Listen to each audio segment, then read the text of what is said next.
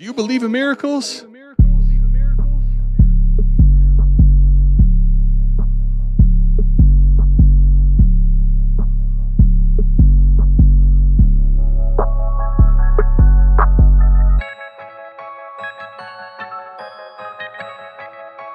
We got Fizzle in the house. Fizzle, what's good, man? Fizzle, glad to have you here. Let's go. This the South Harmon podcast. Glad you here today. Hit that Patreon link if you here to stay. Dynasty, best ball, that's my favorite way. 40 chess trade show, let's make a trade today or check a AMA. You know Adam at the ATM. Mike always in the building, he gon' stay with him. They gon' start every show off with their own trade. Fantasy's a big ocean, they made their own wave. Make sure you tapping in Tuesdays and Saturdays. Tuesday night, Saturday morning, ain't no better way. Hit that notification bell when the news break. Go subscribe right now, don't get the news late. Destination Devy, that's the team. Dynasty football, man, that's my favorite thing. I remember Biggie said it was all a dream. Now people watching on their phones and computer screens. Welcome to the team. Let's start the show.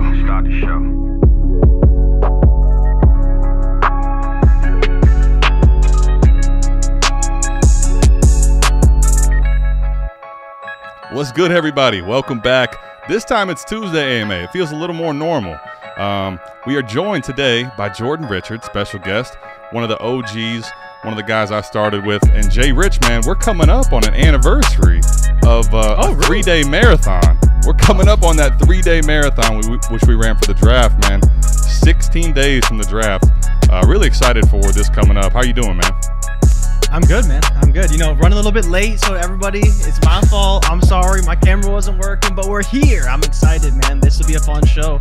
I've done an AMA in forever. Like, Ray and I were talking about doing an AMA tomorrow, but we're doing Kuiper's mock draft, so should be a good show. I'm excited for it. Get your questions in because this could be a long one, man. Last time we did our pod, it felt like we talked for, on the pod, I think an hour and a half, 2 hours, but we actually talked for like 5 hours that night, so it could be a long night. That was like an all-nighter.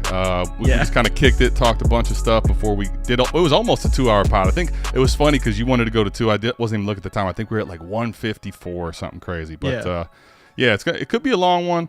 If you do have your questions, want to get them answered, make sure you let us know what they are. I see we already got a couple super chats. If you have some that you really want us to get to, throw a super chat for us. We greatly appreciate that. So let's get to the first one here. JRich, since they already had super chats before we were even in here, I got to at least start answering these before we get to the thumbnail. Joey Cheese Sticks, shout out RIP and Mello and all the fellas on the voice chats. Best community in the game. Appreciate that, Joey. Yeah, we got a growing community, man, and it's a tight knit one. I love the Savage tier. I saw they were chatting it up in the voice chat before I hopped in. I was gonna get in with those guys, but we're on AMA, so appreciate it, man. I appreciate you being here, Joey. Just love, man, no question. I mean, we'll take we get a super chat love. That's just all love, man. So JRich, man, I've seen, you guys had a great crew with Cody and with Scott on when you did some mock drafts. You've been doing mock drafts for a long time now over there. Mm-hmm. Where are you at with Will Levis? I feel like he's really polarizing, and what's interesting is, like, I kind of want to get your takes. I've obviously heard it at length, but I kind of want to feel where you're at with Will Levis right now and kind of talk about him as we get into our rookie drafts here. I think for me, it doesn't really come down to the evaluation, because the way I see it, he does possess all the tools, but it doesn't mean he's a day one starter.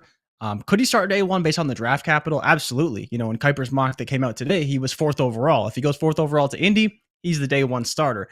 I don't know if that's necessarily what I want for Levis to succeed as a quarterback, but if that's the position he's thrust into, I think we have to then look at it and say, well, he was a top 5 draft pick. That's a lot of capital to invest in a quarterback. We should probably be willing to take a shot on this player. How do I feel about the talent? That's really the problem, right? The tools are there, but the talent, I can't really say how well that's going to translate to the next level, because he's kind of an incomplete player. I think when we looked at the most recent mock that we talked about, when we were talking about, I forget the mock now, where they had the 2 quarterbacks at the top, it was Bryce Young and CJ Stroud, and you had Levis falling and JRich falling down to the mid. Right. And is that the one you just did with, was it Lance Zierlein? That's the one. It was Zerline's mock, his wild mock. Yeah. But yeah, we had Levis and JRich down in the mid first round. And I think in a lot of previous drafts, you have a player that has a ton of tools, but it's a very incomplete raw prospect. That's really the range these players would fall into.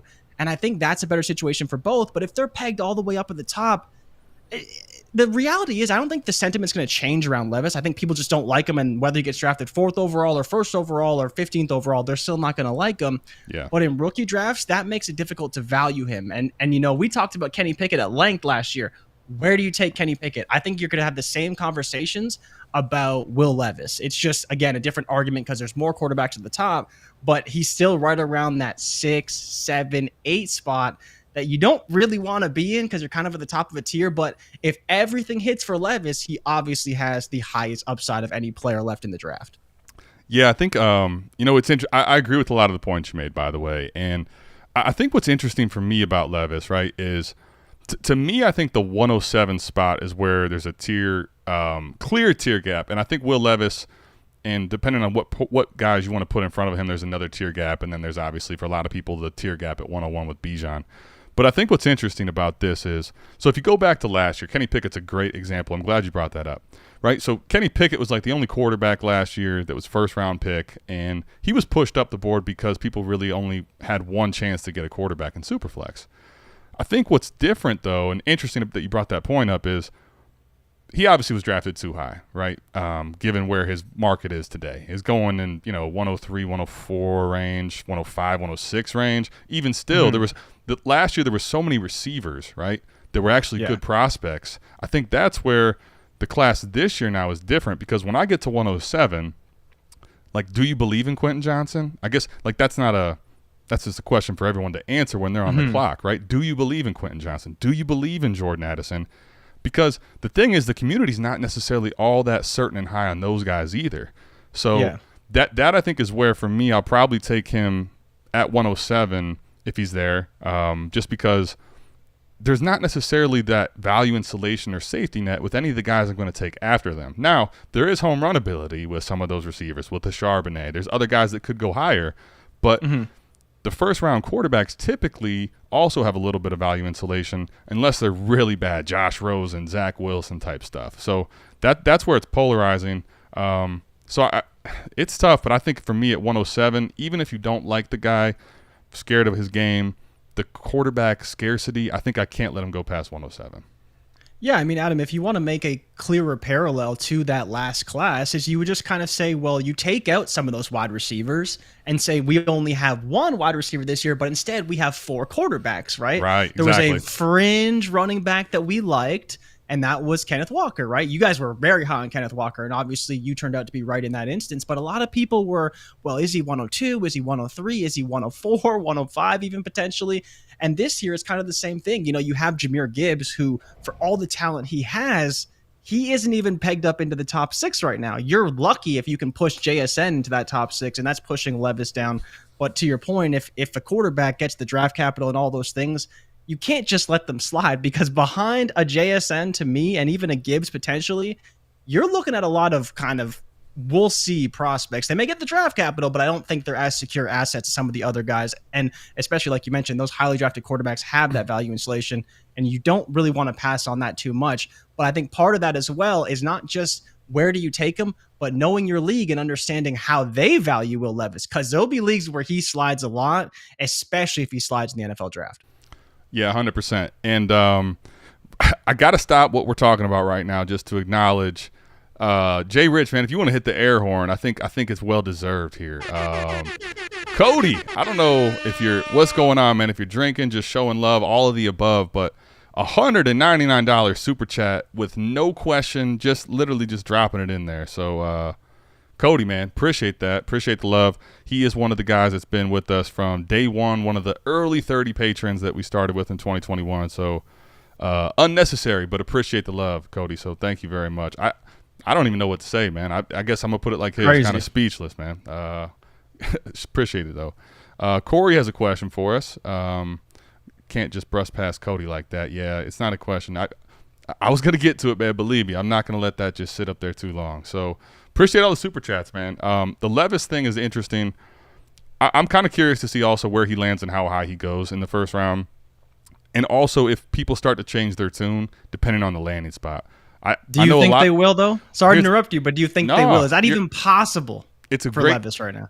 I think for the most part, right? I think most people are kind of sunk into their heels as far as what they believe, and that's probably to be the case and probably the right thing to do. I think landing spot at quarterback is something that should move it a little bit, but I do think, let's say it's a landing spot which it's like the Raiders or somebody that has good receiving weapons, you might see some people change their tune a little bit. I'm not going to say he's going to get like, oh man, he's a top 3 pick in Dynasty Superflex drafts, but I could see a scenario where he's definitely coming off the board at 107 at the latest, and maybe pushes ahead of Gibbs or JSN type discussion if it's a good landing spot and it's a top 10 pick. But I think there's also people that are just so out. It's going to be a polarizing view on him overall, I personally think. What do you think?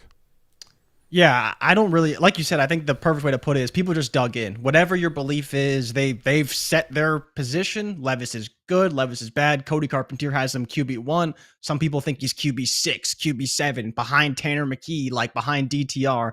And it is what it is at this point, where nothing's going to change between now and the draft. I think what's more interesting, though, is now we have CJ Stroud not the favorite to go number 1, right? And there's a lot of reports that Houston is all in on Bryce Young. Yeah. And so there's this potential shakeup in the draft where you have Bryce go number 1 to Carolina because he's their guy. And then you have Houston. They don't want CJ Stroud. Maybe they go after Will Levis. Maybe they go after Anthony Richardson, or they just pass entirely. And the domino effect could just be chaos behind that. So I think that's where things could get really interesting from the draft perspective. But for Levis, I think if he goes high, he probably stays where he is. And the more he falls, the more the hate will just overflow and overtake, right? Yep. Even if he does get a good landing spot. Like, I think if he went to a place like Tampa Bay, and we've seen him mocked there a couple times, it's late, but at least you have weapons there, right? True. We've seen him get mocked to Minnesota. At least you have weapons there in a pretty competent offense. So there's a few different situations. I think that you mentioned the Raiders. I don't want to see him on the Raiders. I don't want to see any I don't either personally. I don't either personally. For me, that's a big negative landing spot. So it depends on the spot. And honestly, as long as all these quarterbacks can avoid Tennessee, that is probably the worst landing spot of all. Tennessee is a spot I do not want to see any rookie quarterback go, regardless of how I feel about them. Let me give you a couple. Let me just throw a couple out there, right? And just see if it, for you, and just the way that we think about how the community views things, if it would change. Not necessarily for you or I, but let's just play a couple landing spots ideas here. Indianapolis. Do you think that, like, if he ended up being the 4th pick overall and he was, let's say, quarterback 2 or 3 off the board, does that do anything for dynasty community, the dynasty community as a whole? If he was QB 2 or 3, potentially. I still think he's like entrenched as QB 4 no matter what. I like the Indy landing spot though for pretty much anybody. For me, it's one of the more secure spots, and I think that Steichen will build a great offense around regardless of kind of whatever quarterback ends up there. Like we saw him in the mock we're going to talk about tomorrow, he went 4th overall, but he was the 4th quarterback taken. And there's a lot of people talking about Indy potentially just whoever's there. They don't care. They'll take the 4th quarterback, and they're happy with whatever quarterback they get of the 4. Yeah. I'm with you. I think that just because of – I think the landing spot's solid enough with Pittman and with the team, but I think the capital at 4 might – change a little bit for some dynasty managers. But don't you think it'd still be, Zach Wilson was 2nd overall. Well, Josh Rosen was a top 5 pick. Like I don't think it'll change much. But in terms of value, maybe it could be okay. I'm with you on the fact that he'll probably, for most people, still be quarterback 4. Like I fully believe that, but I think it might push some people up a little higher. I'll give you one that I think could actually matter some, and that would be, what if he goes 8 to Atlanta? I mean, do you want him to go 8 to Atlanta? I personally don't. The reason I'll say this, though, is there's dynasty managers, and I saw this. This is a good example with Tua last year, right? Remember how everybody was still really in on Tyreek and really in on Jalen Waddle, but they all hated Tua for the most part? Yeah. Like, think about that for a second, right? Now, the reason we hate Tua now is not because of anything other than we're just scared as hell that he can't play football for a long time anymore, right? If he was healthy, if he had no concussions and was playing like he did last year, we're not worried anymore. So I think the reason I want to say that is dynasty managers of Drake London that own him and own Kyle Pitts, I think they're begging for a QB. And it's like all of a sudden, if it's Will Levis, maybe there's more they drafted a guy in the top 8. This guy has a cannon. It's going to help those guys, and there might be more buzz around a name like Will Levis. Is the reason I bring it up. Yeah, potentially. I think the problem with that situation is it's not much different than Tennessee, right? We don't want them to go to Tennessee because they have bad weapons and they run the ball a lot, but Atlanta still runs the ball a lot anyways, and I don't know if Arthur Smith is going to magically change his offense because he gets Will Levis. No, he might.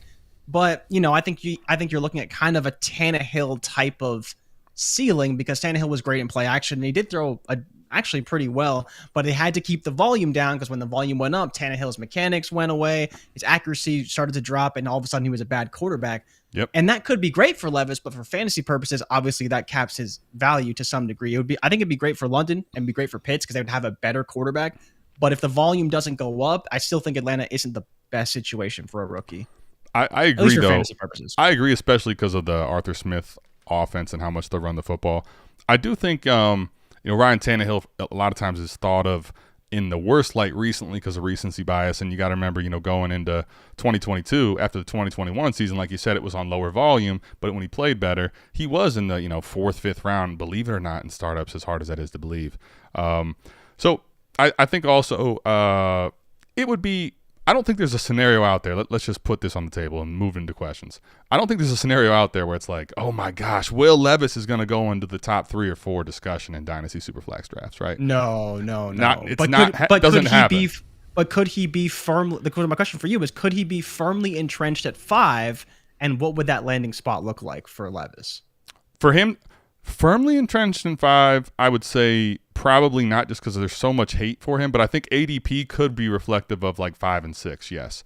And I think for that scenario, it would have to be him getting high enough draft capital first and foremost, right? Like I think he's got to be locked into the top 10 personally for that to happen. And I think personally it's got to be, whether they like the situation or not, just the landing spot and the receiving weapons that are offered at Indianapolis, Vegas, and Atlanta. Those are the ones for me personally I could see it with. Not saying it's right or wrong, just the ones that I could say, all right, I think this could make sense for the way people shift it. Just ahead, because at that point, you just got to go ahead of Gibbs, who's 199 pounds running back. We don't know what his landing spot is. Does he go day 2 still, right? And then for sure. JSN is safely the wide receiver 1 of this class.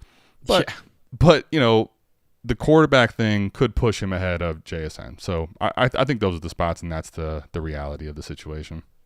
Yeah, and I think that's the hard part for a lot of people is like it really seems as though JSN is a top 20 pick, like locked in. 100%. Be really surprised if he drops below there. Now, there is a few good receiver spots kind of in the 20 to 23 range. So, again, a difference of a couple picks there. But it does seem like JSN is locked in top 20. And then, there's a lot of people who mock him to Houston, right? So if he did go to Houston, we saw Bryce Young go 1, CJ Stroud go 2, and then you have JSN to Houston at 12. All of a sudden, that's going to look really good. And regardless of where Levis goes, he still may not be ahead of him. But I think you're right.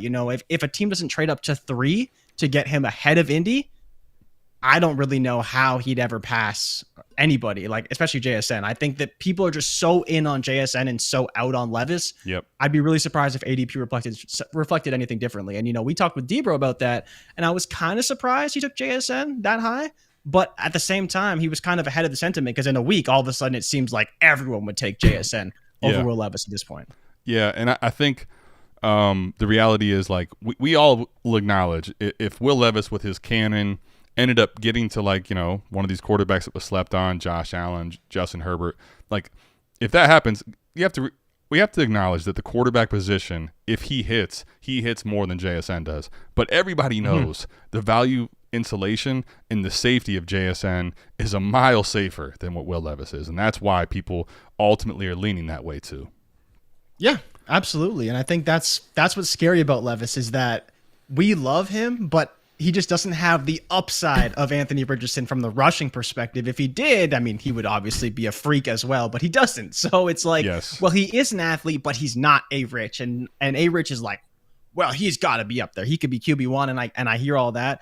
But it may come down to, unfortunately for us, it's Stroud and it's Young, and maybe they're not the best QBs, but they're at least startable in some of your Superflex leagues. And then you're still kind of waiting to see on Levis and A-Rich. But I hope they all get opportunities because I think they all have great talent. It's just, what do they be for fantasy? And that I think is the ultimate question, Adam, is like we're looking at 2 really raw, high upside prospects and then 2 that maybe have high upside, but maybe have to be Joe Burrow to be really, really good for fantasy. Yeah, that is basically how the community views it right now, and I think that's correct. I would say the only thing I would push back on, not to you, to the community, is like, and I've said this on a few, I don't know if you caught any of these, but like, it feels like CJ Stroud in particular. Now, when you talk about Bryce Young, obviously, if his size wasn't what it was, I don't think anyone's scared at all. Like, if he's 6'1" even and 210 pounds, we're having a totally different conversation about Bryce Young. Yeah. But it's his size, right? But with CJ Stroud, he has what we believe is one of the best accuracy, if not the most accurate arm in the class, right? Most accurate. And here's the thing. When he plays against Georgia, which wrongly people will say that defense is as good as an NFL defense, but the best defense in the country by landslide, like Marvin Harrison Jr. is not out there in the second half. Like, what more did you want to see out of this guy? And especially, I think the big thing people miss is with his legs, right? Because he's not rich, but I think what he showed with his legs. And my only thing is, why are we trying to make CJ Stroud basic? Is I guess my kind of question to people as a rhetorical question. Like, why is he basic? Why are we trying to make him a pumpkin spice latte, this like basic girl that just, he's going to have just a safe floor. He could be a nice, back end quarterback 1, high end quarterback 2 if everything hits right, and that's it. Like, I think there's more for him than that personally if he hits. Yeah, I'm with you. I've always thought, that Stroud is one of the few quarterbacks in this class that has that Burrow ceiling. Like when he did Elite 11, he broke the Elite 11 record for accuracy at that event. Like he literally broke the record. He didn't miss a single throw. And at the combine, same thing, on time, on target every single time. And you're like, man, it's just in a league that is so predicated on speed and timing and accuracy. It just looks like CJ Stroud has every skill set available to him to be successful in the NFL. Now, of course, there's a big learning curve there. You're not going to be behind that Ohio State offensive line. That's, one of the best in the country every single year. We saw Justin Fields struggle coming from that offensive line in that system, right? So again, a lot of scouts say that Stroud's best game was that Georgia game. To do that against that defense, to look that great, to show the mobility in the pocket, to throw on the run, was everything he needed to show that he didn't get to show every game because, well, the pressure's just not there for him. And I think, that did him a lot of favors, and it brought him closer to Bryce Young. Where he ultimately falls compared to Bryce is difficult because Bryce has to be an outlier to be successful. We've never seen a quarterback his size be really, really good for fantasy. They've been pretty good. They've had their moments, but not, at the top echelon. Everybody who's at the top, they're passers first, right? And they're great passers, and they're taller, and they can see over the defenses, and they have rocket arms. And I don't think anybody in this class outside of, JRich and Levis have that. And I think that's the crazy polarizing part is like you're drafting CJ Stroud and Bryce Young at like QB 11 and 12 in startup drafts. And it's like, where are these guys going to go? Unless, again, they are Joe Burrow and they have a great team and they're throwing for a ton of yards and touchdowns, because that's what it's going to take to really crack into that top 7 and 8. I agree. All right. So JRich, let's get into some questions just because I mean, we're probably going to end up making it a long one, but we could go all night not even addressing questions. So let's try to get into some. So here we go. Mighty Booch says, Kyler and the 205 for Ramondre in the 107. Superflex PPR start 10. I also have the 101 via a trade. JRich, what do you think about this, first of all? So it's a 10-team Superflex PPR league. Kyler in the 205 or Ramondre in the 107? I think I'd want Kyler here. It seems like a pretty steep drop-off, and I know that Ramondre is, pegged to be a RB1 this year. But if you're in a Superflex league, I think even with the potential downside of Kyler not playing all year, I think I still want to take him in this instance. Because, when we talked about the 107, that's a really weird pivot point in the draft and not a spot you really want to be in. Because by the time the draft rolls around, that could not look so great for you. So I'd be happy to take Kyler.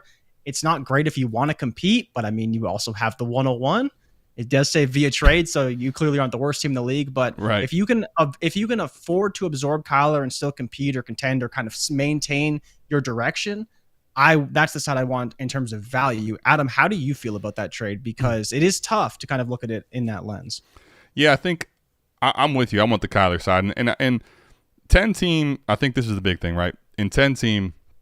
Understand that because there's less teams, everybody's teams they're going to be better by default. There's less teams to absorb all the player pool. In Superflex, that does take the scarcity of quarterback down, but what it doesn't do is take away the necessary you need to have elite ones. And I think Kyler is not viewed as elite anymore for a lot of people, but he's still, for me, entrenched as a top 12 dynasty quarterback.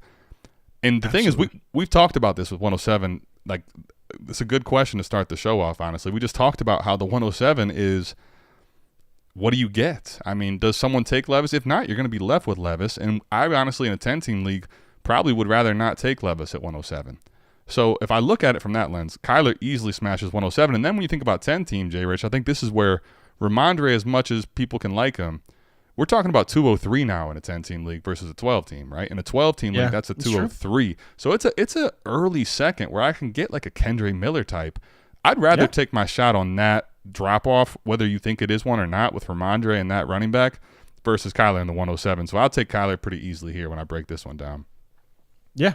I think it's, we talked about it on the trade show for us this week. Like, we got a couple Kyler trades, and it just comes down to is what is your direction and can you absorb it from a roster construction standpoint? Because I think you still want Kyler. I think he still should be viewed as a top 10 quarterback. Yes. But again, he may not play all year, and you can't just trade for a guy who's not going to play all season. It doesn't really work out sometimes. So you have to have the right roster. But I think on just a value perspective, you're making the right move. It's a good point. I think that's what's scary for people about Kyler is already the size. They're not believing in him long term. And then the fact that he may not start the year, may not play well all year because he may not rush well. I think that's a lot of what's baked into Kyler's hate right now.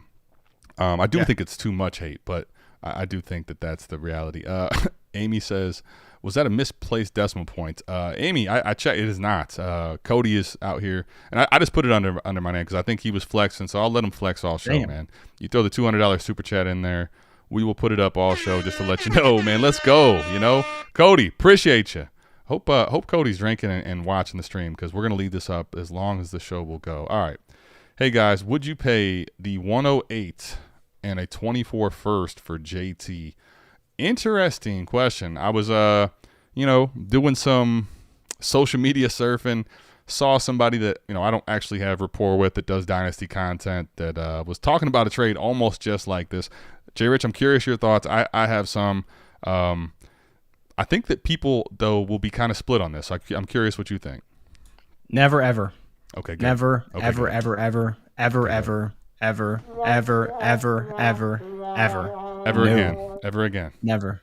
I can't. Not for running backs, man. Like, if you, and again, I think to give you like real advice, you could probably get RB3 there, if not RB4 at 108. And I think that running back will be plenty good enough to where you don't have to have JT and you maintain that 24 first and you have much more flexibility. In no worlds, even in the back of the first, I don't necessarily want to be trading 2 firsts for Jonathan Taylor. Great player, but just not a move that I think you can make and maintain a good roster construction. And especially from a value perspective, it's just tough, man. That guy's only going down right now. Yeah, I think, and I will say we are talking about this, Gerard, as a super flex trade. So if it's one quarterback, let us know that. If it was one quarterback, just for a second, which I'm not viewing it this way, and I'm with you. I know you're talking super flex. In one quarterback, it would probably change the answer a little for me, just because when you take the quarterback situation out of the super flex rookie drafts, right? Running back and receiver is really all you're really looking for. Obviously, some tight ends, but so it would be a little more appetizing. I still maybe won't even do it there. I think in that scenario, one quarterback, I'd probably do it.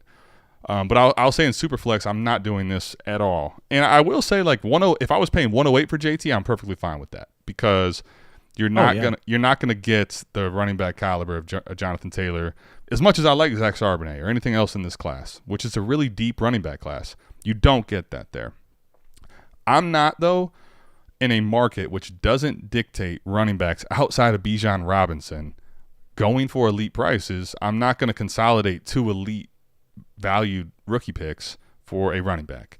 Now, does that mean that Jonathan Taylor can't go out and have a really great season next year? No, it doesn't have anything to do with what Jonathan Taylor does next season. I do believe he's talented enough to smash next year. I'm just not paying in April 2 firsts for him, even if it is the 108. And I'll tell you the truth, I'm probably not going to pay 2 firsts for running backs that aren't, Bijan Robinson, period. And even then, right? I mean, like, if you were gonna do it, it would for me, if I was going to do it, I'm with you. Like, I'd probably even be hesitant. But if I was gonna do it, it would be for a Bijan Robinson. And I'll tell you the truth. That's it.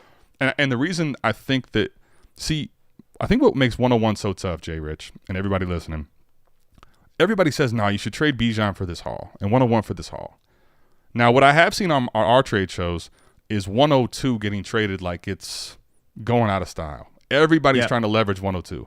Top of the tier, right? Yeah. But what I haven't seen, honestly, is like many of these, hey, somebody got 3 liquid firsts for Bijan Robinson at 101. I haven't seen that, right? And I think that's indicative of like people really aren't, they want Bijan, but no one's paying quarterback prices really from what I've seen to go get Bijan outside of rare circumstances. So I think that's why, like for this, which is JT, who's much older and coming out of his rookie contract very soon, I'm not into it.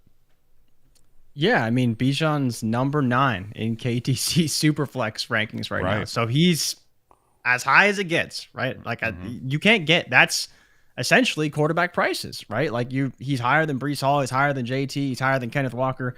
But yeah, I love JT, but give me, go see what Christian McCaffrey costs, go see what Saquon Barkley costs, go see what, Austin Eckler costs, what Nick Chubb costs. Like it's just, if you really want to trade that 108 for a more secure asset at running back, which is kind of what it seems like you're trying to do, we've talked about, and you guys talked about the 108, 107, you don't really want those spots. Maybe you want a running back, but you don't want to wait till the draft. You'd be like, just give me an older guy that I know is going to produce, be pretty steady for me. Like again, I look at Jonathan Taylor much more like Christian McCaffrey than I think a lot of people do. And I think a lot of people view them very differently. But if I'm going to ride a player into the dirt, that player is going to be Christian McCaffrey. Absolutely 100 times out of 100. Yeah, I think good points you made all around there. I think we're in full agreement on this one. It's just, unless it's one quarterback, I'm not really into paying and consolidating for the running back position. What is good, people? Appreciate it, Dr. P. Harris. Glad you're in the building. Let's see what we got here. Sure, we got a bunch of questions. All right, so here we got Koopa Troop. By the way, we have a Koopa Troopas, I think, in here. We have an imposter, not really an imposter. He's a Patreon member, Koopa Troop. Scott's pod was interesting this week. Might have to fade a decent amount of these running backs. Tank feels like the easiest fade. I'm kind of curious, like JRich too, your thoughts on this class, and when you start getting into the second round, your thoughts on like Tank Bigsby, some of the running backs when you get to this range. Just give me whatever one gets drafted the highest, honestly. Like unless they are, a heavy receiving profile or there's a great landing spot, I'm probably just going to be looking at draft capital and just going down the list, right? Like if there's a bunch in the 5th round, maybe I'll have some thoughts and opinions based off some tape grades, some things I've heard, read, talked to them, whatever the case may be.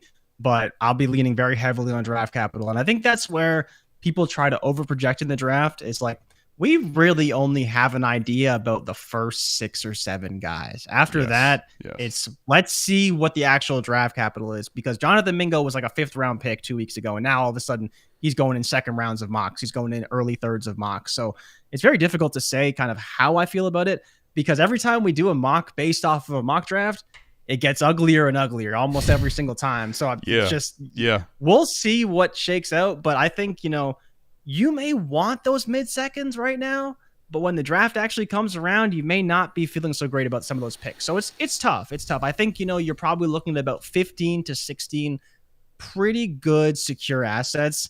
And then after that, it gets a little gross because, that drop off after the 1st round is kind of tough. And then once you get to like 203, there's usually starts to get some ugly landing spots and some poor draft capital for some players to really like. But yeah, like Scott mentioned on his pod, his profile does not look good. It really doesn't, from an analytical perspective to some degree.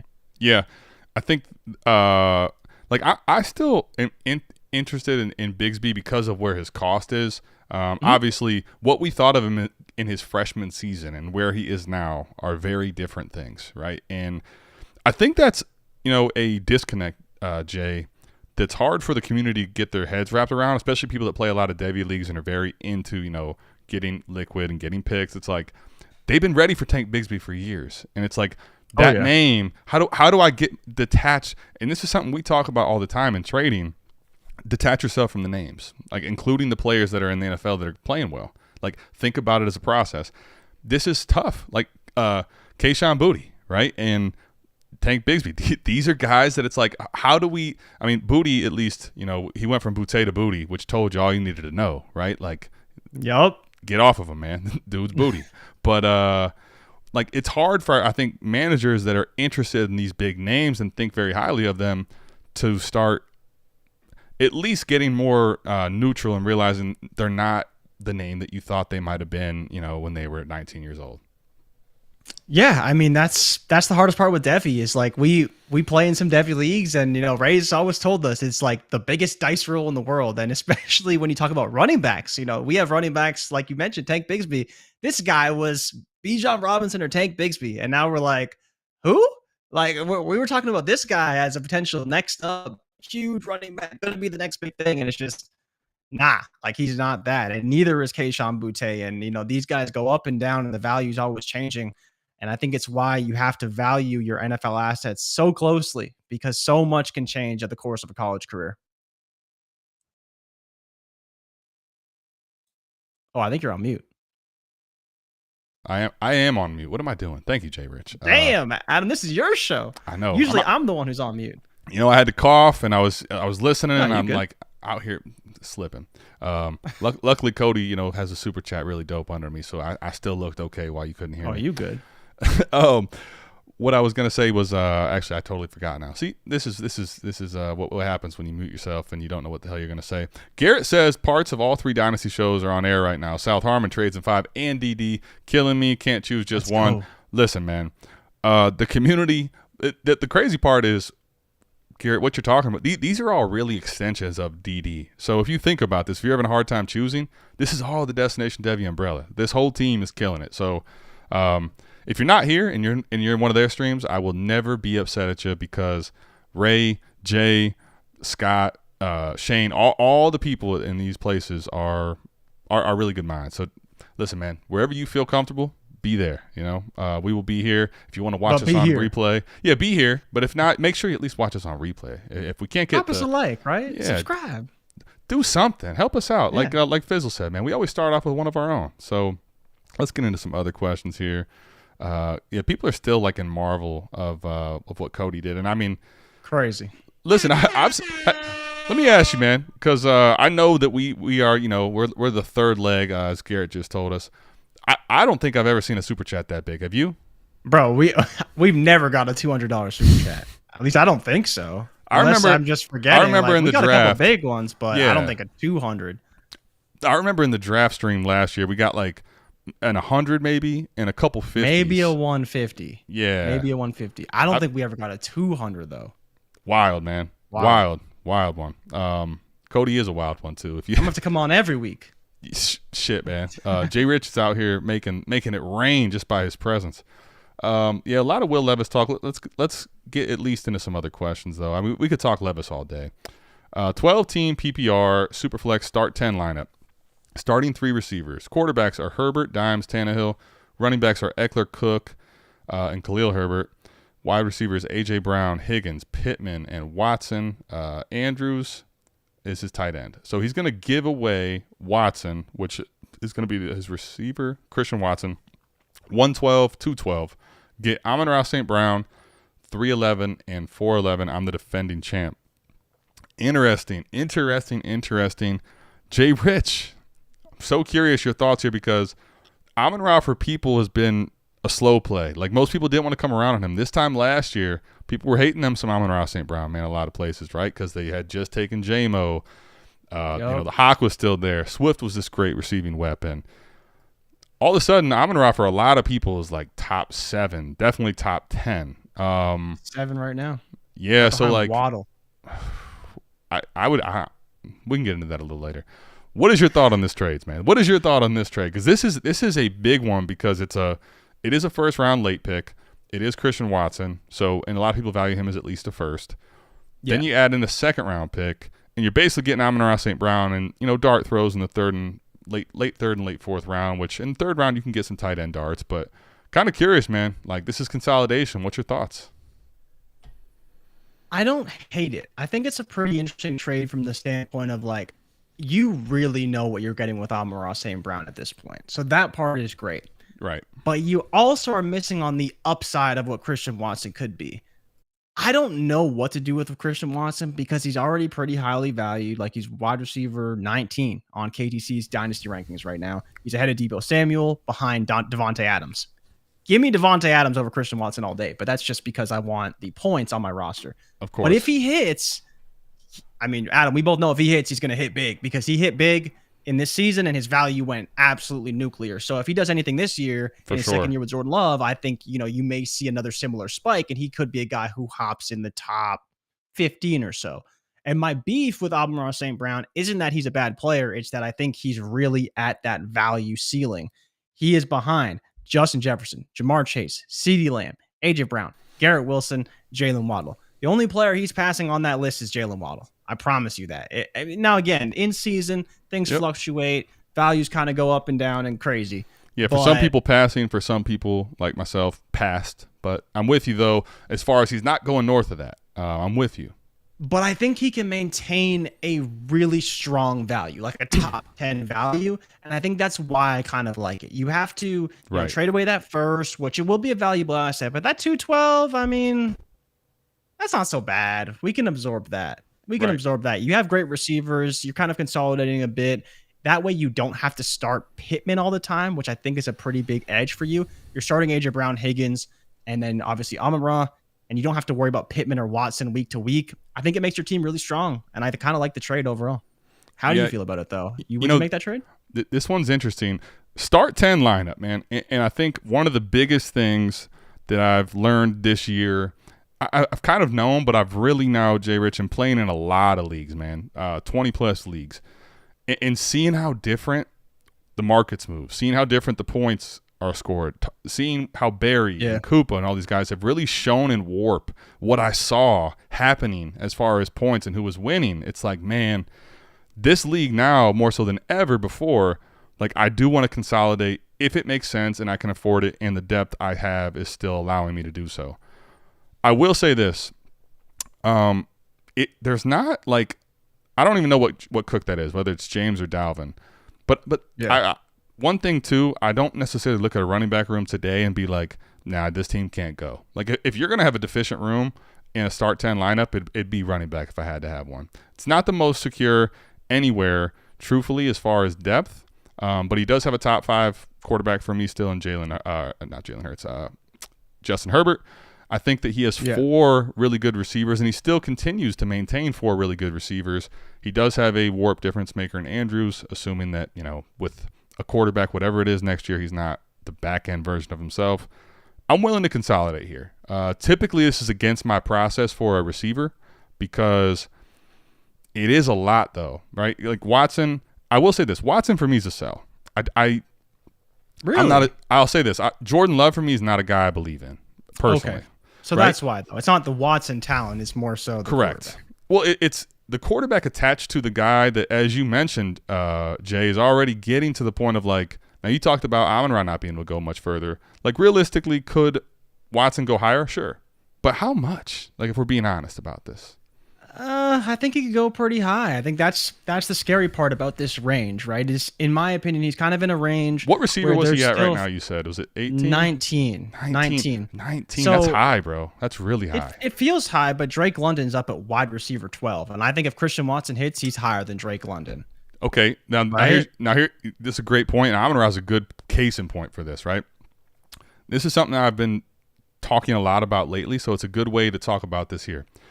The difference in Drake London and Christian Watson and Jahan Dotson, for example, all the same thing. Community sentiment on Drake London, he did have some really good metrics, right? Target share. There's some reasons to like Drake London. But the reality is the draft capital and the fact that the community loves him affords him a value insulation similar to like what JSN is probably going to get because the community loves him. Watson doesn't have that baseline, right? The thing is, so if Watson... Well, if Watson, I don't know. No, Watson can go higher. Like, for example, Amon-Ra St. Brown, right?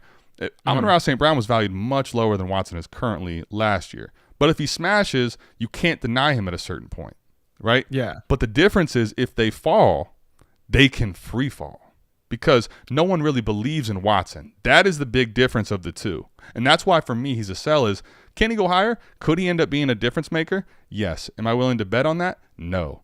Am I very weary of if him not playing well with Jordan Love crushes his value? That I am. Yeah, so I think you make some good points. In my opinion, I wouldn't quite put him in what I would consider the Brandon Ayuk zone, right? So Brandon Ayuk is only a couple spots behind him. Brandon Ayuk is a guy who probably could hit a top 15 ceiling, but could also be at wide receiver 40. And part of that is because of the team he plays on, right? He's got Christian McCaffrey, he's got Deebo Samuel, he's got George Kittle. All these guys can score a ton of points, but they can only do it so often. But you have Christian Watson, and so I would push back on you a little bit saying that you don't think that he has that value installation because, in my opinion, he didn't do a whole lot last season. He scored a ton of touchdowns, and we know that touchdowns are very fluky. Sure. Right? And so that's why I think the installation is not there, is because if people start looking at that and him not having a good year, that's why I agree with the point you're making. But yeah. So for me, I think he has value installation from a fanfare perspective, but I don't know how much. And I think that's what makes him tough to value. One of my favorite examples of this whole paradox, like you've talked about, and I've talked about this with a lot of people, is DK Metcalf. DK Metcalf is a player that, for whatever reason, his value is just a straight line. It doesn't matter whether he's good or, I mean, if he's good, he goes up a little bit. But if he's bad, if he's not performing well, people still love him and they won't just sell him for whatever because they know the upside he possesses, right? And I don't want to say I view Christian Watson in the same sense, but if he hits, I think he could be a guy who's viewed in a similar light. But again, I think, you talk about Drake London, the community loves him, but the production isn't there. I think the problem with Christian Watson is the production could be there, and I think the community does like him enough to where he could be pushed up pretty high.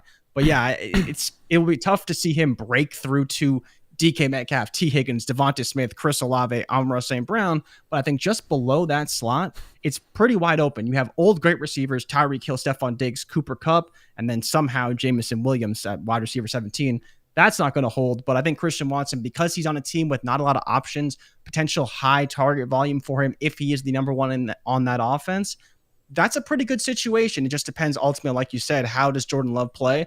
But I think there is a lot of reason to like Watson. It's just, will it ultimately come to fruition for him is the biggest question. And that's very difficult to predict right now for me. Yeah, I think with Watson especially, right?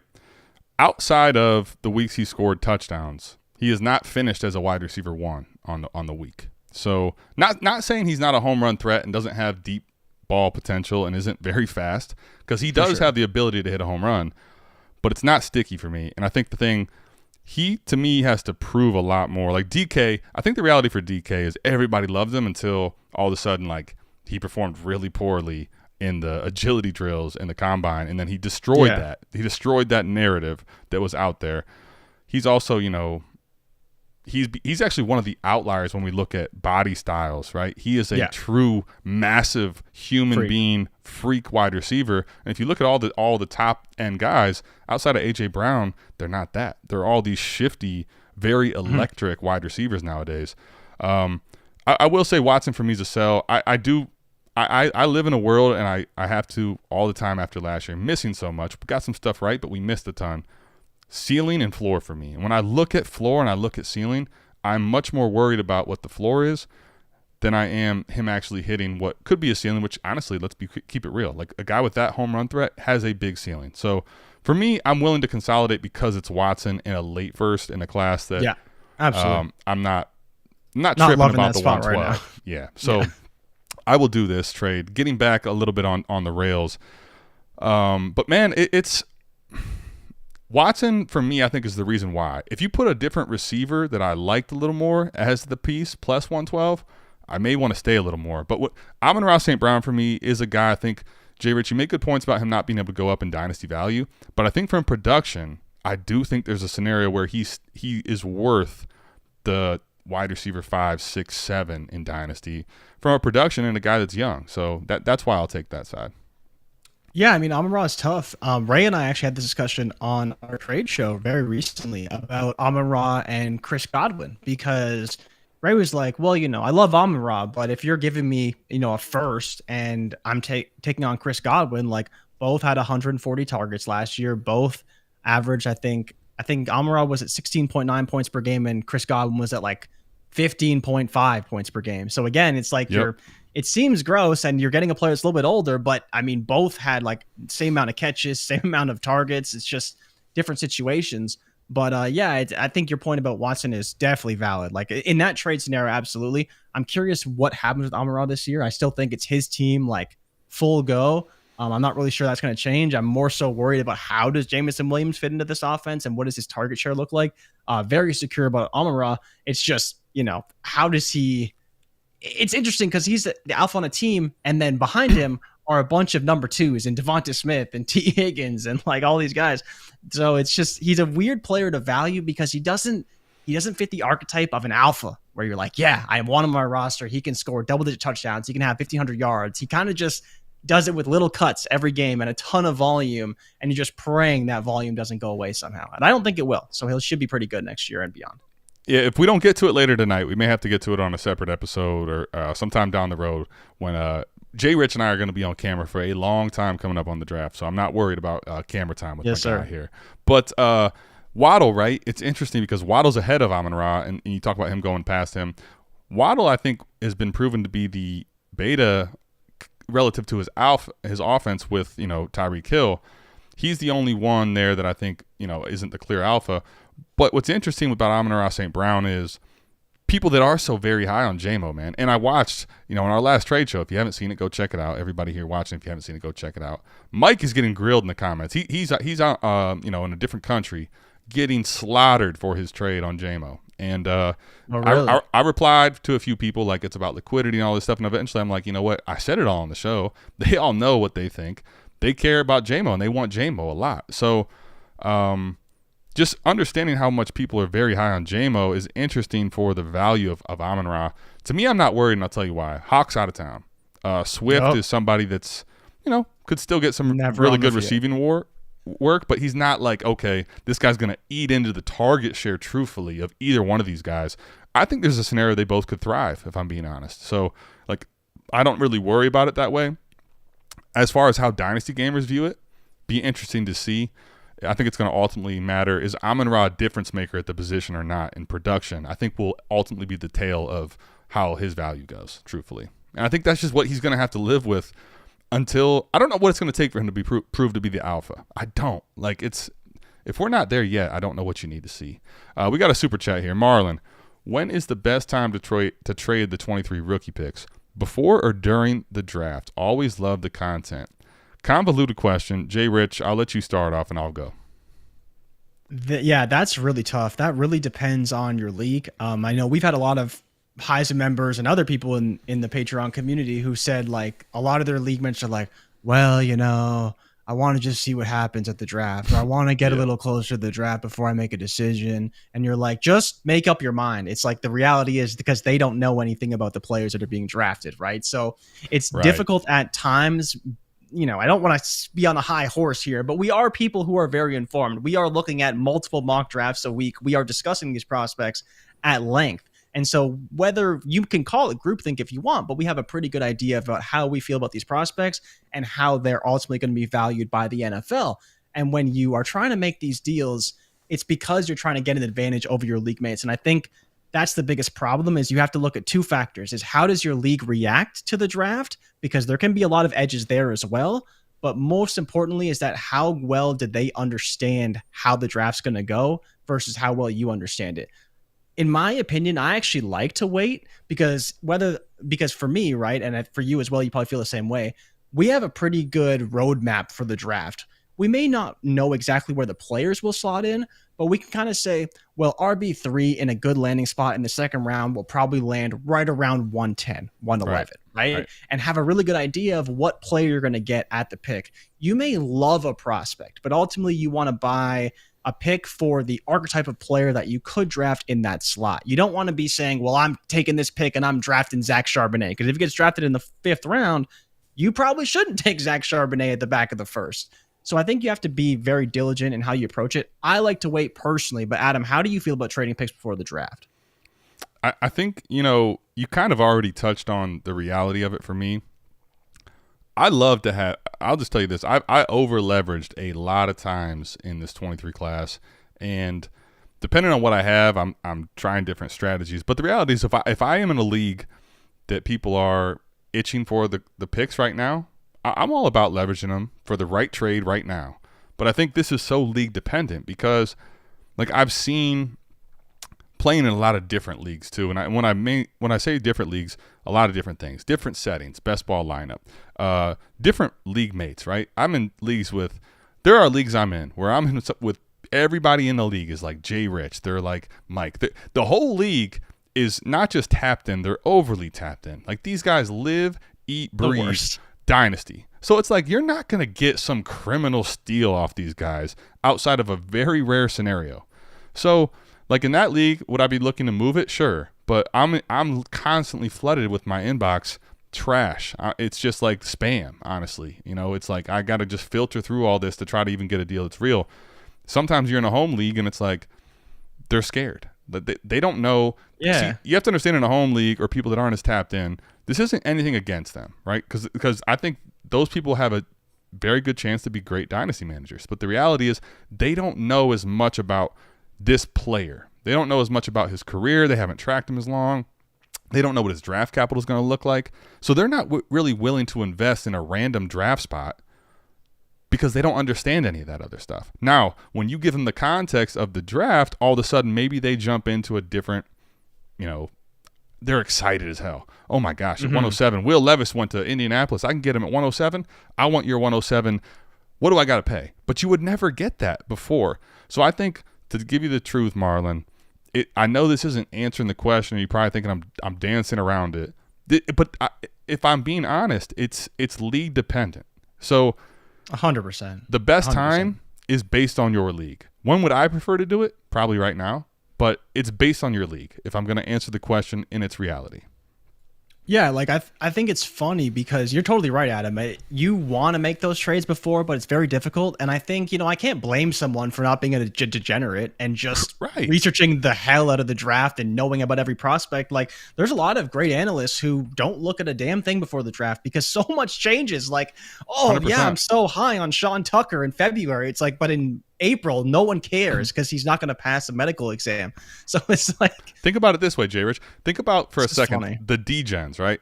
The D-Gens have a very, very, very strong knowledge of the name of DJ Uyunglele, right? Yeah. Like, they understand. They remember the days when he was talked about as the 101 in the class, right? This guy is not. He's not even in the class anymore. He's not a part of the class. He's not likely to be a first-round quarterback, period. So, like, understand that the people you're trading with, they don't even they probably don't even know who you're talking about. Yeah, right? They don't know his name. They don't know what school he's at. Half the chat probably doesn't even know what school DJU is playing for right now. But that's the thing. Like, and half the chat, I mean, all the chat in here at least is tapped in enough to be like, yo, I really care about Dynasty. I want to tap in while there's NBA playoffs and all these other things going on. We don't play football until September, right? My point is, the league you play in can be so wildly different as far as the managers. And I think when you talk about that question, the trading is always relative to who you're trading with. And that comes down to 9 or 11 or 13 other players that you play with. So that's why I have to answer the question that way. It's based on them. Yeah, and you're making 100% a lot of good points here, and I think that's the hardest part. But to answer T-Rock's question, because he's asking about Sean Tucker now when I was talking about him. So yeah, he was not cleared to participate in Syracuse's pro day. That's why he did his at-home video pro day thing. Like, and there's people who do fear he won't pass a medical exam at the draft and potentially may not even get drafted. If he does, he'll be like a 6th or 7th rounder because he's just not going to pass. And we don't even know exactly what's wrong with him. We assume, Ray said, the NFL probably knows, but he didn't pass Syracuse's medical exam to participate in the pro day. And so that's like the actual news.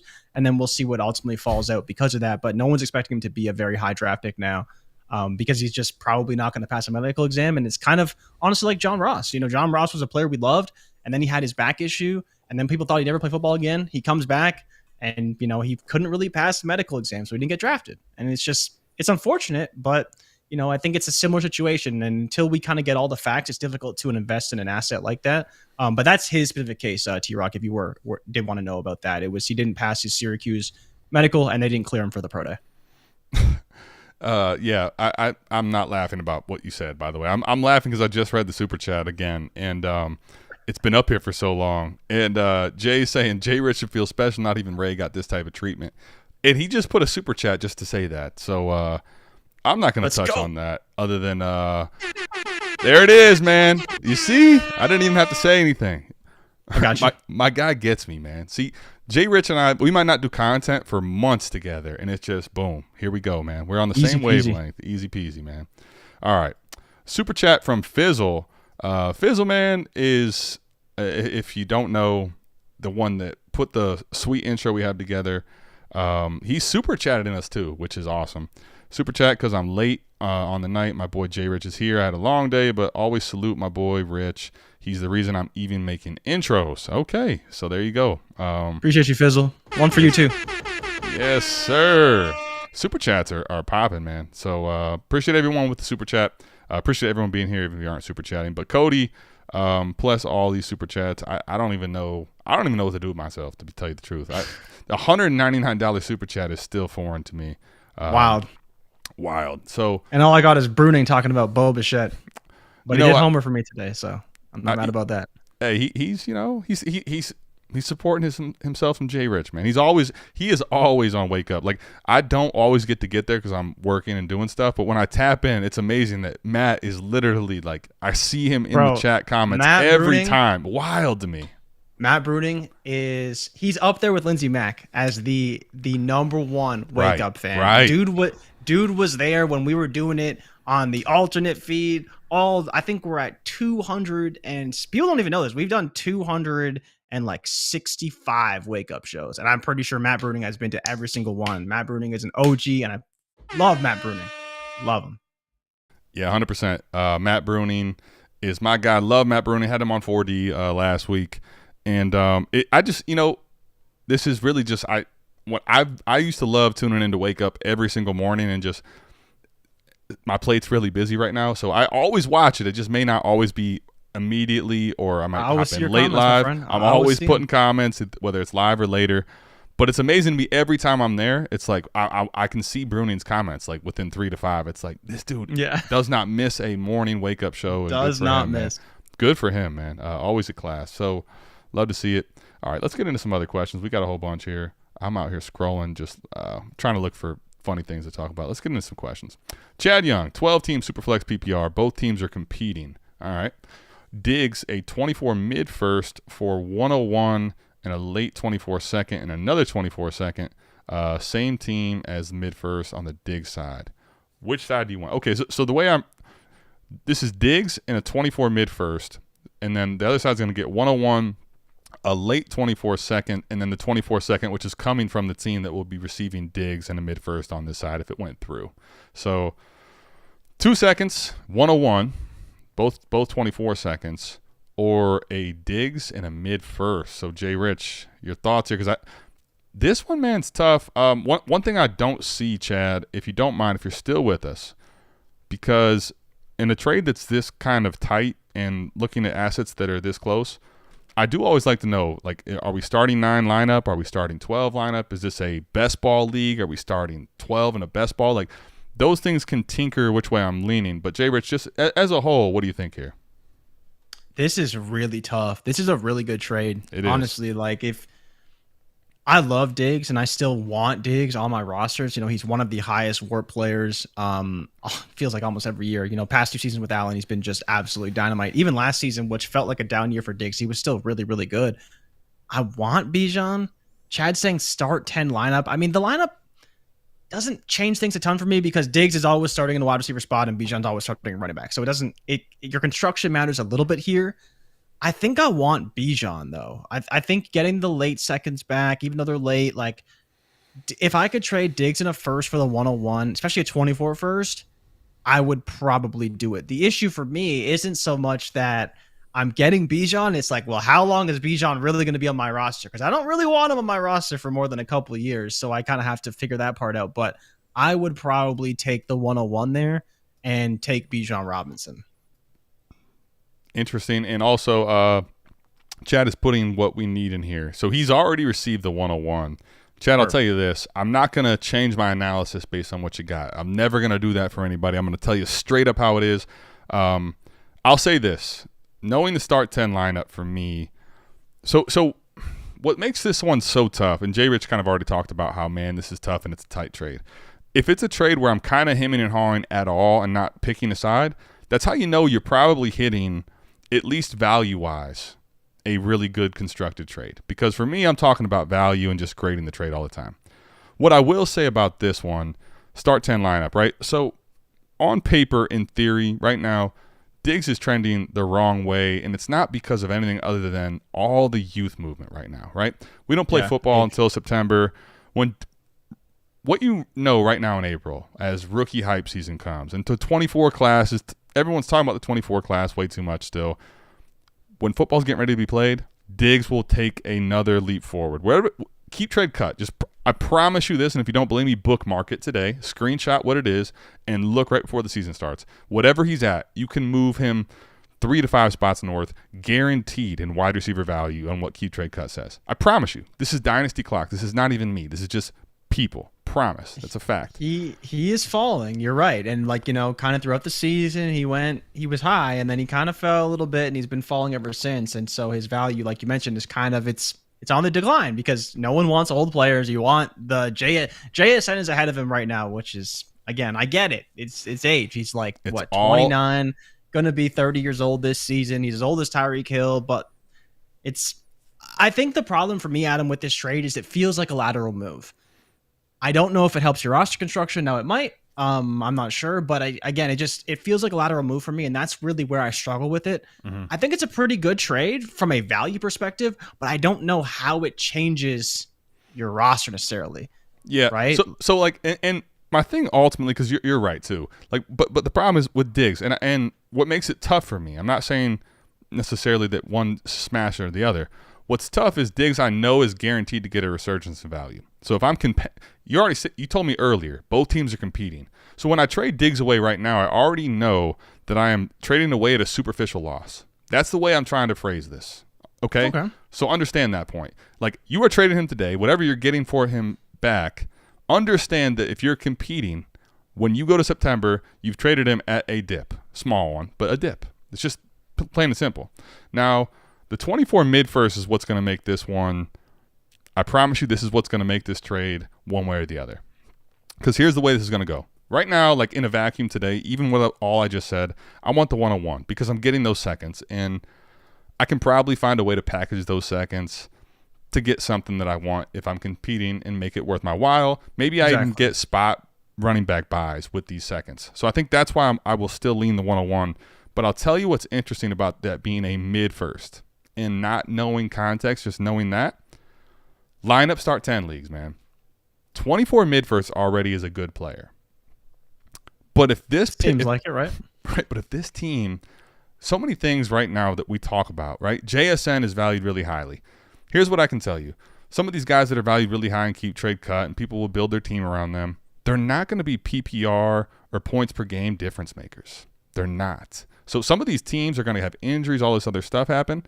That mid-first becomes 103, you are going to hate this trade. That's what I will tell you. The risk is not that you didn't get the right move today. The risk is if you're sitting on this 103, 102, 104 and traded that away, you probably are going to hate the trade. Because if that's Marvin Harrison Jr. and that's Stephon Diggs, you're going to hate it. That long-winded way of saying that. But I wanted to walk through the points and help you understand why I'm looking at this and so torn at it. I want your side today, but the risk I'm is real. That's what I'm trying to say. Yeah, that 24 first, but I think, Adam, we have to realize too, that's like a worst case scenario, and it could be, a much worse player. And that's sure. If it's a 109 all of a sudden, if that team ends up being like a playoff team, you're talking totally different. You love your side. Yeah. And the reality is, I think what really sways it is Bijan is gonna be valuable. He's going to be valuable no matter what. Diggs will go up in value. That 24 first will go up in value, of course, because eventually the sex will start to go moving towards that class. Oh, on to 24. 23 class, see you later. Give me Marvin Harrison Jr. Give me Rocket Sanders. Give me Caleb Williams. Give me Drake May. Right? All these guys. Speak it, JRich. Speak it. That's what people want. True. They want the 24, and especially from the quarterbacks. My goodness, they are going to be so good. At least I expect them to be good. But like you talked about, you can want this young receiver, Drake London, wide receiver 12. Adam, how many points a game did he score last season? Who is this? Drake London? Drake London. I'll tell you, go check out some of the short form content we do here, man. I just talked about it. He was not in the top 25. He was basically around like 40, I think, points per game wise. Yeah, 43, 10.5 points per game. And this is like the that was about spot on, too. Yeah, I'll give it to you, man. Big one for you. That was spot on. 117 targets, 72 receptions, 866 yards, 4 touchdowns. Decent numbers. Great for a rookie season. We expect more, but again, he didn't do a ton, but he's still wide receiver 12. Well, I think you got to take Bijan Robinson because he's just the dude. And he's Saquon Barkley when he came out. He's 101. He's everything you want. And it's just the value for that is going to be crazy. But the problem is, Adam, and the question I have for you is, where is that sell window for Bijan Robinson? Where do you think that inflection point's going to be? Because we expect him to have a good rookie season. And what could that potentially look like for you? Because we've seen it with JT. We've seen it with Saquon. We've seen it with even Breece Hall to some degree. He hit a huge value saying then he tears ACL. Now all of a sudden he's still retaining value, but he's never going to hit that high. When would you sell Bijan Robinson? It's interesting because I was reading comments, when I'm running this, as I'm listening to you talk, I'm trying to, bookmark comments. So I was like, all right, let me pull this up because it actually fits the question and what we're talking about here. 101, man, and let me just say this. I have been a running back guy for a long time, and I had to swallow a pill that was not fun to swallow this year. And it took me a while, week in and week out. I'm like looking at this pill, and I'm like, nah, I ain't taking that. Every week I don't want to swallow this tough pill, and eventually I had to realize this is what people value. Forget what you think for a second. And remember, ultimately, other than production, dynasty values are built on what people think, right? And if everybody thinks this, even if I don't, it doesn't matter. So you kind of got to get hip to the fact that running backs are devalued. And the way that the free agent market is, Kareem Hunt may not get a deal. I mean, they're telling you in the NFL, they're telling you in Dynasty, they're telling you everywhere, we don't care about running backs anymore. So what's so hard about Bijan is, I've loved this guy. So many people have loved this guy for a long time. But in a market that we know factually is the lowest that running backs ever been valued, we are saying this guy is only behind 6 quarterbacks on keep trade cut and Superflex, because you got to add the two receivers in Chase and Jefferson, right? So you're going to take this guy. You're going to take this guy ahead of every quarterback other than quarterback 7, right? So when you think about that, right, it's just, I love his talent. I love everything about him, but do you think that he is going to smash and make that window worth it for probably 2 to 3 years before, Jonathan Taylor, we're talking about, we don't even want to think about trading 2 firsts for him. So the reason I bring all that up, you made a great point about Breece, and what's interesting about him is this. So like Breece was smashing last year. Everybody wanted Breece Hall, and then he tore his ACL, unfortunately. Keep trade cut tells you his value retention is really high, right? But what you're going to struggle to do, right? All season, this is what was crazy to me. All season, his keep trade cut value and what people say is really high. But I'll tell you what was a struggle, and it never happened for me, and I never saw it happen too on other ends. If you're a contending team and you have Breece Hall, I never saw him get traded away for what was RB2 prices, period. Yeah. Right? And it's this. The running back position is so devalued, I think, that we care about Breece Hall. We care about Bijan. So even if he doesn't smash or gets hurt, there might be some value retention, but I think it might be a little fraudulent. And here's what I will say about this overall. If you're in a rebuild, you want to move him. And for you, when do I want to sell him? Truthfully, I want to sell him today. But I think the problem is, and I will tell you, I'll give you guys a little layup. Check it out here soon. Scott and I are going to be doing a full breakdown of this. Little short mini-series. Because I think what's happening is this, man. At 101, right, what you're going to see a lot of times is, unless it was like the person talking earlier, unless that's not your team that has the 101, and you're like, I have the 101 and I can afford Bijan, in that scenario, just go ahead and do it. You're basically going to sink your teeth into it, but you're only really giving up 1 pick still, right? You're not actually consolidating 3 picks or anything crazy.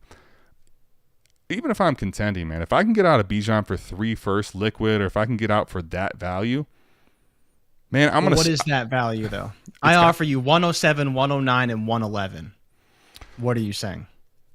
Best ball, I'll smash the piss out of that. Okay, lineup league though, not in best ball. Because best ball, lineup league, want the lineup the league. there. Lineup league, I think it's tougher. I'd probably try to counter back, like, will you give me 107, 109 to 24 first, and I'll just take that. Bet against your team with consolidation. Yeah. But I think what's tough is this.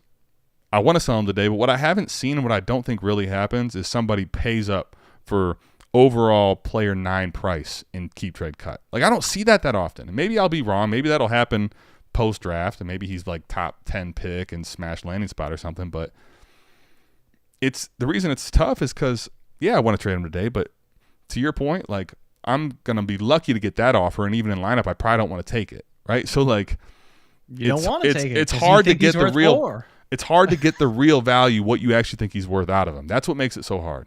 So yeah, worst one here. What is the dumpster fire rebuild? Like, you can't have Bijan. What would you take that offer if you got it?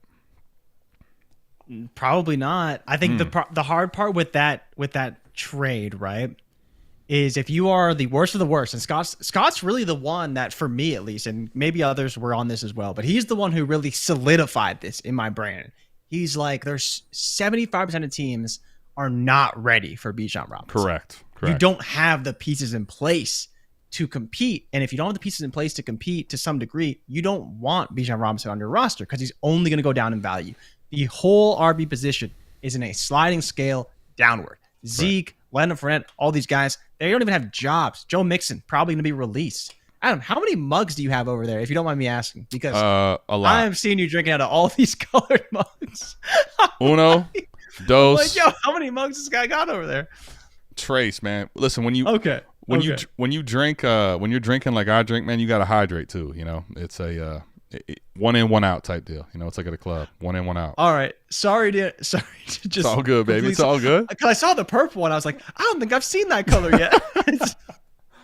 It's funny because I'm glad you caught that, because I feel like I'm doing that, and most people don't catch it, but JRich caught me. All right, I like that. Just, I'm just like, purple. Holy, I seen the teal, I seen the black. I'm like, where did the purple come from? Are they just combining them into one color? Jesus. Oh, it's fantastic. But so the problem is for those trades, right? You have to think about, again, and in some ways, part of me would want to just trade for future draft capital, because I know what I'm getting in this draft. And if it's not above 107, I don't really want it. If all you're offering me is a bunch of back end firsts, I just don't think I want those types of moves, because I don't like, okay, I'm getting Bijan Robinson, but okay, now you're giving me Zay Flowers, Quentin Johnston, and like some other guy.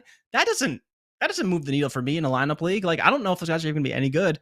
One of them may hit, one of them may bust, and all of a sudden I traded Bijan Robinson away, and all I got was one receiver who maybe is a top 20 receiver if I'm really lucky, and Bijan Robinson is running away with RB1.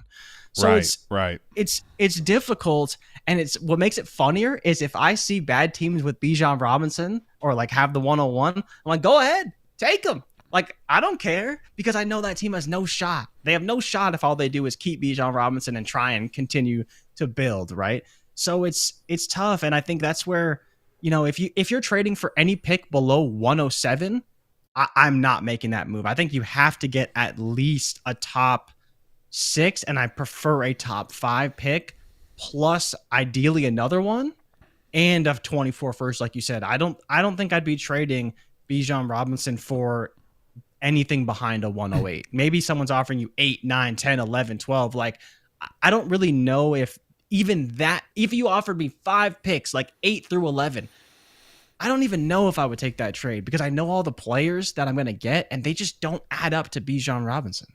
Okay, interesting, because let me ask you this now. Okay, so if you don't take that trade on paper, right, let's say someone does offer you 107, let's call it 111 and 112, just to really kind of kick the teeth on it, right? And you're like, nah. Yeah, really kicked me in the nuts there. Yeah, right. Like, nah. It is 3 first, but like I feel like it's not 3 first, and that's why you say no.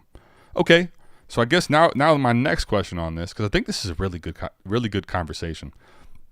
If you say no, we get into the season. What are the odds that you get a better offer in season for Bijan Robinson? And are you willing to kind of play that on a dumpster fire rebuild team? I think I would be willing to roll the dice because I don't think Bijan's price is going anywhere. But I think the bigger point, and you kind of hit on this as well, is you have to trade Bijan at quarterback prices.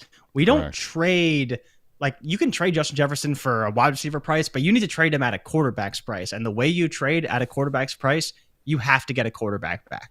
If you are trading Bijan Robinson, you have to get a quarterback back because that is the only way you will ever achieve that level of value that you're expected to get from that said player. And the quarterbacks are the only ones who have that value that high. So if you're trading Bijan, that's when I say you have to get a top 5 pick, potentially even 1 or 2 top 5 picks, because then at least you are putting yourself in a position to have another highly valued asset like a quarterback. And so again, you want to be in the upper threshold there. But I think that's the best way to approach it. You don't treat him like he's a running back. Think of yourself like Jimmy Graham when he tried to get paid as a wide receiver when he was a tight end. You got to trade in a different market, right? You got to try and maneuver your way into this new market where you're trading Bijan Robinson like a quarterback, and then people will be like, "Oh, damn! Like this guy's serious. Like he wants quarterback prices for Bijan because where is he? He's above Lamar Jackson, above Justin Fields, above CeeDee Lamb, above AJ Brown, above Garrett Wilson, above Breece Hall, these are guys that trade for multiple firsts. You got to trade him like a quarterback if you trade him at all. And I think that's kind of the best way to approach it and the way to make the most sense, right? If you're trading for a top-end quarterback like Lamar Jackson, you got to come strong. You got to come with 102. You got to come with 106. You got to come with, 24 second. If you don't do that for Bijan Robinson, I just don't want it. I just don't want it. And see, I think I will say this. What's interesting about it, and you brought this up, right? If you're not getting a quarterback back, but here's the thing. If you got Bijan on a dumpster fire rebuild, now it's kind of like we're playing chicken, right? And the closer we get to you feel the value going down just by time. You don't even have to – it doesn't matter. You just feel time going away from you. Are you going to be the first one to get out of the way or somebody else? And I think what's interesting is you gotta hold, right? You gotta have diamond hands. And I think the one scenario this could play out well is if you wait until the year and you find a team that has somebody else's pick, which is going to end up being a top 3 pick, basically, right? You got to get that type of – because here's what's not going to probably happen outside of rare scenarios, and we'll see them on the trade show just because, people want to, shove it up my ass, basically. But they want to tell me that they got this deal done and I said he couldn't do. But most times you're not going to get this quarterback that is like no one's going to send you a real quarterback. Like no one's going to probably send you Lamar in a first or something for Bijan Robinson. Like you're not going to see that. But what you could see is a team that doesn't have the equity. Like it's not their bad team, right? So they have someone else's pick, which is a lottery pick, top 3 pick, and they'll send you some other picks. That's probably the one scenario I think that's most likely for you to get the value all the way back out. But if you're in a league and you don't see that coming, or someone's hoarding picks and won't trade, you may have a different issue. And I guess here's my last question on this. Are there scenarios, JRich, for you at all where you'll say, I will forego Bijan on this dumpster fire rebuild at 101. No one will trade me. No one will give me the offer I want. I'm not worried about, a quarterback in this class. I'd rather have him than Bijan. Is there a scenario for you or no? Or are you just going to say Bijan and I'll find a way to trade him? If nobody will trade me the requisite price I'm looking for, then I would probably still take him in most cases. Again, I don't have a lot of 101s because I usually trade all my picks away. But the reality for me is I think he's going to be so good that I just wouldn't want to pass him up for what I don't view as a pretty sure thing at quarterback, right?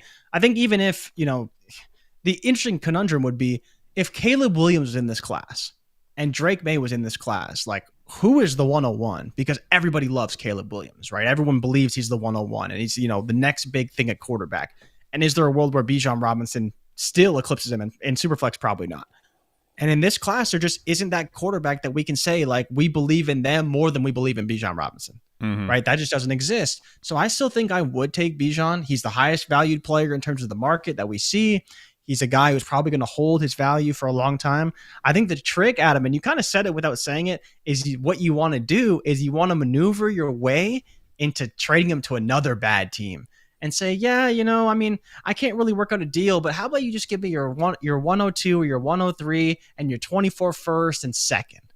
Let's work out something like that where it's not a ton. You're only going to give me your first next year and second, but your team's ready to compete. You got this young guy and that young guy, but in the back of your head, you're like, well, his roster construction is terrible. He's one injury away from being in the bottom of the basement, and you could be working your way towards another highly valued asset next season, like a Caleb Williams, a Drake May, a Marvin Harrison, who will be very highly valued, and you don't have to worry about having Bijan Robinson on that roster while still getting, a highly valuable quarterback, Bryce Young, CJ Stroud, Anthony Richardson at that 102, 103 range. Again, you're kind of still trading him for a quarterback price, but you're being very smart about it in a way that Bijan's not going to hurt you in this league because he's on another bad team who's mismanaging their roster. No, I think that's the play you're looking for, truthfully, in this build. Now, we've already talked about this briefly. If someone's going to send you, this is part of the reason I actually do want 102 in the scenarios where my league mates aren't fish and I can't trade 102 into elite quarterback range, right? What I like about 102 is if I can't, let's assume that the crazy trade 102 and something light for elite quarterback exists. What's interesting about 102 is I get to watch what they do. If they're a bad team and can't afford it, and they take either a running back or are they going to take Bijan, or are they going to actually jump Bijan and let me have him at 102 for whatever their top quarterback is? And if not, now I have the top quarterback, and I watch them have that tough decision. What's interesting, though, is if you could trade back, let's say, if you can go from Bijan to 102 and 105 and a 24 first, or even 112 at that point, I'm in. Like, those are, because I can get a quarterback, I can get JSN, and I can get a liquid first. I'm in. Yeah. I'm in. Yeah. But the problem is you probably don't see that today. So that's why I'm talking difficult about to make it happen. Very difficult. That's why I'm talking about probably pushing it down the road in that scenario. Fizzle has a question. It's basically just for JRich. So JRich, not sure if y'all talked about him yet. I know you did. And I'll tell you this much, Fizzle. On a wake-up show, JRich was on with 3 other people. And he said, you know what, I'm going to go get my guy. So I'll let you talk about your guy. He's talking about Hendon Hooker here. Give us the best landing spot and rookie draft spot for Hendon Hooker. Best landing spot is tough, but I'll tell you a really good one. We're going to talk about it on Wake Up tomorrow because Mel Kiper had him going at 30 overall to Seattle, who traded up into the first round to get him. And we've seen Seattle's landing spot for Hooker a couple times. They pass on quarterback in the first round and they go and decide to get Hooker in the second round is usually the prognosis of how we get there. But in this case, Mel actually had them trading up to get Hooker in the first round, which again, of course, he'd be a first round quarterback at that point, back end first, but still a first round quarterback. So you have to value him probably in the top 10 or so in a rookie draft. The problem with Hooker is that I really like him and I think he could be a good quarterback, but there's a lot of potential deficiencies in his game that he could not be. But I really like the Seattle spot. They have an improved offensive line. They have a great running game. They have great weapons around him. I think that would be a perfect spot for him, especially if it's in the second round. I've seen him go to New Orleans a couple times. I don't hate that spot. I've seen him go to the Panthers. Obviously, that's not happening anymore. But I think that Seattle is the team that for a rookie quarterback, if it's not Detroit, maybe one of the most set up rosters to have a quarterback succeed. And especially from a willing quarterback who's willing to help develop that young player in Geno Smith, right? Right. Geno's that's a guy who's rare. been on the record saying, I'm happy to help out develop a young quarterback. If that's the case, he's getting paid very well this season. He's kind of been through the ups and downs of the NFL quarterback life. So I think, whatever quarterback goes there, if that happens this year, if it is a Hooker, I think it's a great landing spot. And so that for me is probably my favorite that I've seen. And, I'm excited to talk about it tomorrow with Ray as well, because I think he'll like it as well. But just talking about the infrastructure around Seattle, it's a team that we like Geno Smith, but if we got a better quarterback there, that offense could be really, really good. And we didn't expect anything from them last year. So it's pretty exciting to see that turnaround for them because they do have a lot of talent on offense. I think a good quarterback there would thrive.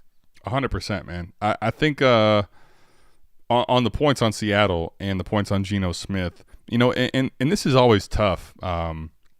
Jordan Love, for example, right? Aaron Rodgers was not going to be Mr. Willing to help Jordan Love. He was at one point, in his mind, Jordan Love, and didn't like the fact that, and it almost severed the entire relationship, basically did, with him in Green Bay, right? So Geno presents a good mentor for him. I think the other thing too is the weapons there are better than people might give him credit for. So I'm with you. I think the thing with Hooker for me in that scenario, right? He's going to, when people trade into the first round, I think this is a point that needs to be made for Dynasty. If you trade into the first round, the reason they're doing that in the NFL is because they're worried about getting out of the first round, and then you now can't get the fifth-year option, right? So they want to have the ability to, if this player that they believe in hits, they have that fifth-year option, which is another year on that rookie cheat code that is for the salary cap. Now, people may not care about that, but the reason that matters in Dynasty is that's an added piece that means they're that much more attached to that player. And trading up to 30, they're not just using 30. They're using whatever they traded up to go get 30 for him. My only thing with Hooker is, you know, he's so different than the rest of the guys in this class as far as whatever you think about Bryce, Will Levis, CJ, they're not rich as a rusher, but they can all run. They can give you stuff on the ground. Hendon Hooker is going to be strictly through the air. So for me with him, the thing is going to be I want him to be on a team that has pass-catching weapons that can actually allow him to be a successful passer. Otherwise, I think with him, his ceiling's capped because he doesn't run. But if he's given the right weapons, he can be a middling quarterback to maybe high-end quarterback 2 or low-end quarterback 1, best case scenario. So I'm still interested in him, like you said, in the back end of the first here because of, you know, I mean, there's not that many receivers that give me safety nets in this class. And when you get past, again, what we talked about at the start of the show, 107, there's guys I like. I'll take all these guys. I'll have shares of all these guys. But I don't think there's a scenario with Addison, Quentin Johnson, anyone you get after them where if they don't play well, that they're secure as far as like this is an asset that won't lose value.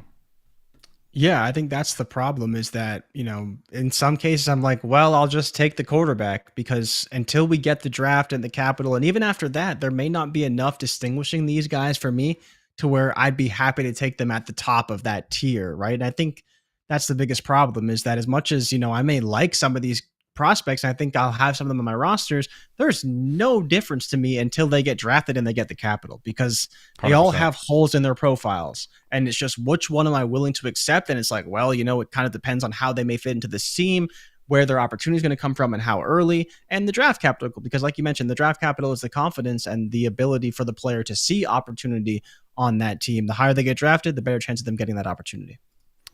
Garrett says, would you take Brees for your QJ and Shipley? Got it in my inbox. I'm contending, so I could use Brees. JRich, your thoughts? Yeah, absolutely. I would too. Okay, cool. Every time. I'm not betting on I like Shipley. He's a good running back. But again, we talked about where does he actually fall into this class, right? We have no idea because he's not at the top of the running back list. He's not even really that close. He's a very talented back, but we just don't know what he's going to do this season. He could get hurt this season. All these things could happen.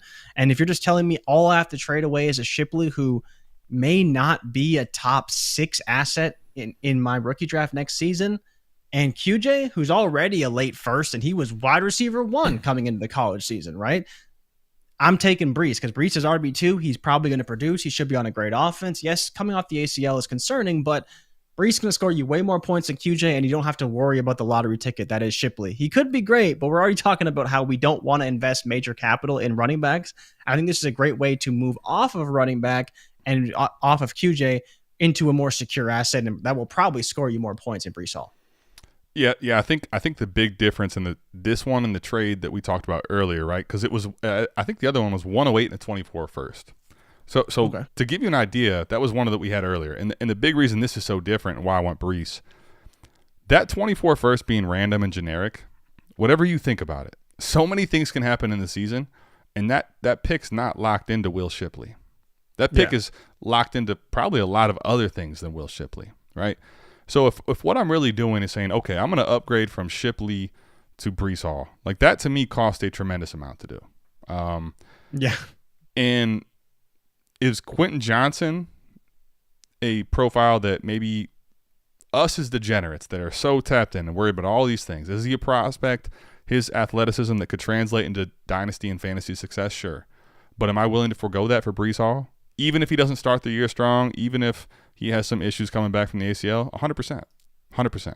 I'm willing to do that because there's no quarterback here, and Quentin Johnston's not a receiver that I believe is way above threshold level. So give me Breece Hall here in a consolidation 100%. Yeah, absolutely. I don't even know what you'd have to add. Like if you said, I want Breece Hall and my starting point is like something around Will Shipley, I'd be like, well, you better start again because like yes. I don't know what Will Shipley is in the NFL and I know what Breece Hall is. And so I think that's the biggest thing is, and Ray says this all the time, Devy running backs are great, but if you can trade them before they ever get to the NFL, unless they're like Bijan Robinson, you probably want to do that because they'll probably get a pretty solid return. If you can move a Devy running back who shows promise into an NFL asset, it'll probably work out for you more times than it won't. Yeah, I'm with you here. All right, so we got a question from Costi. I'll say this. We're at an hour and a half. We probably need to start, letting everybody know that we're going to try to wind the show down. I'll say this. I would be probably more willing to try to keep JRich up, but he's got to wake up for wake up tomorrow. So I'm not going to, make him stay I do have a show in 9 hours. Yeah, so I'm not going to make him stay all night. If you want some questions answered, I'll get to as many as I can before we get out of here, but we're going to try to wrap up. If you got a super chat, throw it. Otherwise, we will answer a few and get out of here. Costi has a 2-part question. Yo, boys, 12-team, Superflex, 2-point tight end premium. We're starting 10. I have Hawk, Kittle, Goddard, Wallard, and McBride. Talk about a tight end horde. I'm competing. I've been offered Devontae, Alec Pierce for Kittle, Dubs, and the 209. The league is stringing me on tight ends. Okay, so actually, he put it in here twice. The same question. So, JRich, what are you thinking about this? He has a plethora, but the two ones that really matter right now for what we think about as far as tight ends in a start 9 lineup league are Kittle and Hawk. So he's going to actually trade away one of those guys in Kittle. He's going to trade away Dubs in the 209. He's going to basically get back Devontae Adams. Is Kittle, Dubs in the 209 for Devontae Adams worth it for you? It feels a little light from a value perspective, but for sure. Again, I think that's me speaking more to the sentiment. I love the trade personally. If you're telling me that I'm trading away Kittle and I already have a bunch of assets, Dubs, people may like Dubs. I don't really think he's gonna be much of anything after this season. I just think he's going to kind of fade into the abyss because he had his little run and we'll see what happens, but I don't think he's going to get a ton of targets and he won't be super valuable, especially in a lineup league. So then you're getting Devontae Adams, you're getting Alec Pierce, who may be something, may not be something, who really cares. But the issue is, Adam, and I think this is where I need your help with this a little bit, is you have all these guys. Right. How many of them can you realistically start? And are you starting? Are you starting 3? Are you starting 4 of them even? Like how badly do you need Adams? Because if you have all those guys, you're probably starting, like I could see a world where you're starting all of them. If you could, you probably can. But if you're going to start 13, all those guys are probably hitting your lineup because chance of you having better receivers or better running backs is probably slim. But I like the trade. I just would be curious, like, could you get more for Kittle? Is it because you obviously have a monopoly, so it's very difficult to make moves because no one wants to trade you anything of value for your tight ends? But I do like moving Kittle because Kittle's a guy who's been tough to value, even though he had an awesome playoff run, an absolutely nuclear playoff run. But I still think he's a guy who, depending on the game, can kind of be in or out. But again, that's just San Francisco with all the weapons they have on offense. For sure. Here's what I'll say, man. There's a lot of pieces in this trade that I'm going to walk through, try to do it as quickly as possible. So understand this, right? If you had this tight end horde and we're talking about a no tight end premium or even a 1.5, this is not optimal, okay? And the reason I say that is because relative to the flex position, you can't actually start these guys. And basically, once you get past Kittle and Hawk are two of the guys that we project still to be top 5 guys that matter, even in 1.5. But when you get to 2.0, right, so you got a 2 times multiplier at tight end premium. This is where it's massive because it is a start 10 league. There's 2 things about it to think about, JRich, to what you're talking about, right? One is, all right, so start 10 typically, depends what it looks like. If you're starting 3 receivers, there's going to be 1 flex that's not a super flex. If there is 2 receivers that you're starting, there's going to be 2 flexes. And then at that point, I think that type of league matters a lot because it's also not even just that. That's the one point. You could start in a 2 tight end premium, Hawk, Kittle, and Goddard, and actually still be warp worthy. But the biggest thing that I think some people miss and why I don't want to do this trade. Now, if this is a 1.5 tight end premium, I'll probably just do it. I'll see if I could drop, 209 or something just to get it more reasonable. But I would do this trade. When it's 2.0, what's different is it's not just the warp you can put in your lineup and that you can flex them. It's that in 2.0, somebody else now has to try to match up in the tight end room Juwan Johnson. They got to find one of these deep dive guys because that you're taking away points. Because what happens in 2.0 is the tight ends actually matter more relative to all other positions, and they become flex-worthy. So now your tight end that someone else is starting is worse. For me, I think because of the settings, starting 10, 2.0 premium, you need to actually lean into leverage and say, Costi, I don't need to move these guys because I could flex them if I wanted to. And you need them more than I do. As great as Devontae Adams is, he's aging. I still think he's going to be great this year. But if he gets hurt, we saw what happened with Cooper Kupp. A value cliff hits, right? The tight ends, you don't have to move in this format. So I think that's another thing where this trade is so big. Like understanding the league that you're in is why I think you should come on this show, talk to Jay and Ray and DD, talk to Scott. League to league is so different. If this is a not tight end premium, this is not even a discussion. Like I smashed Devontae Adams. I don't even care. I'd add another third to this or something. But when it's 2.0, it's a totally different conversation.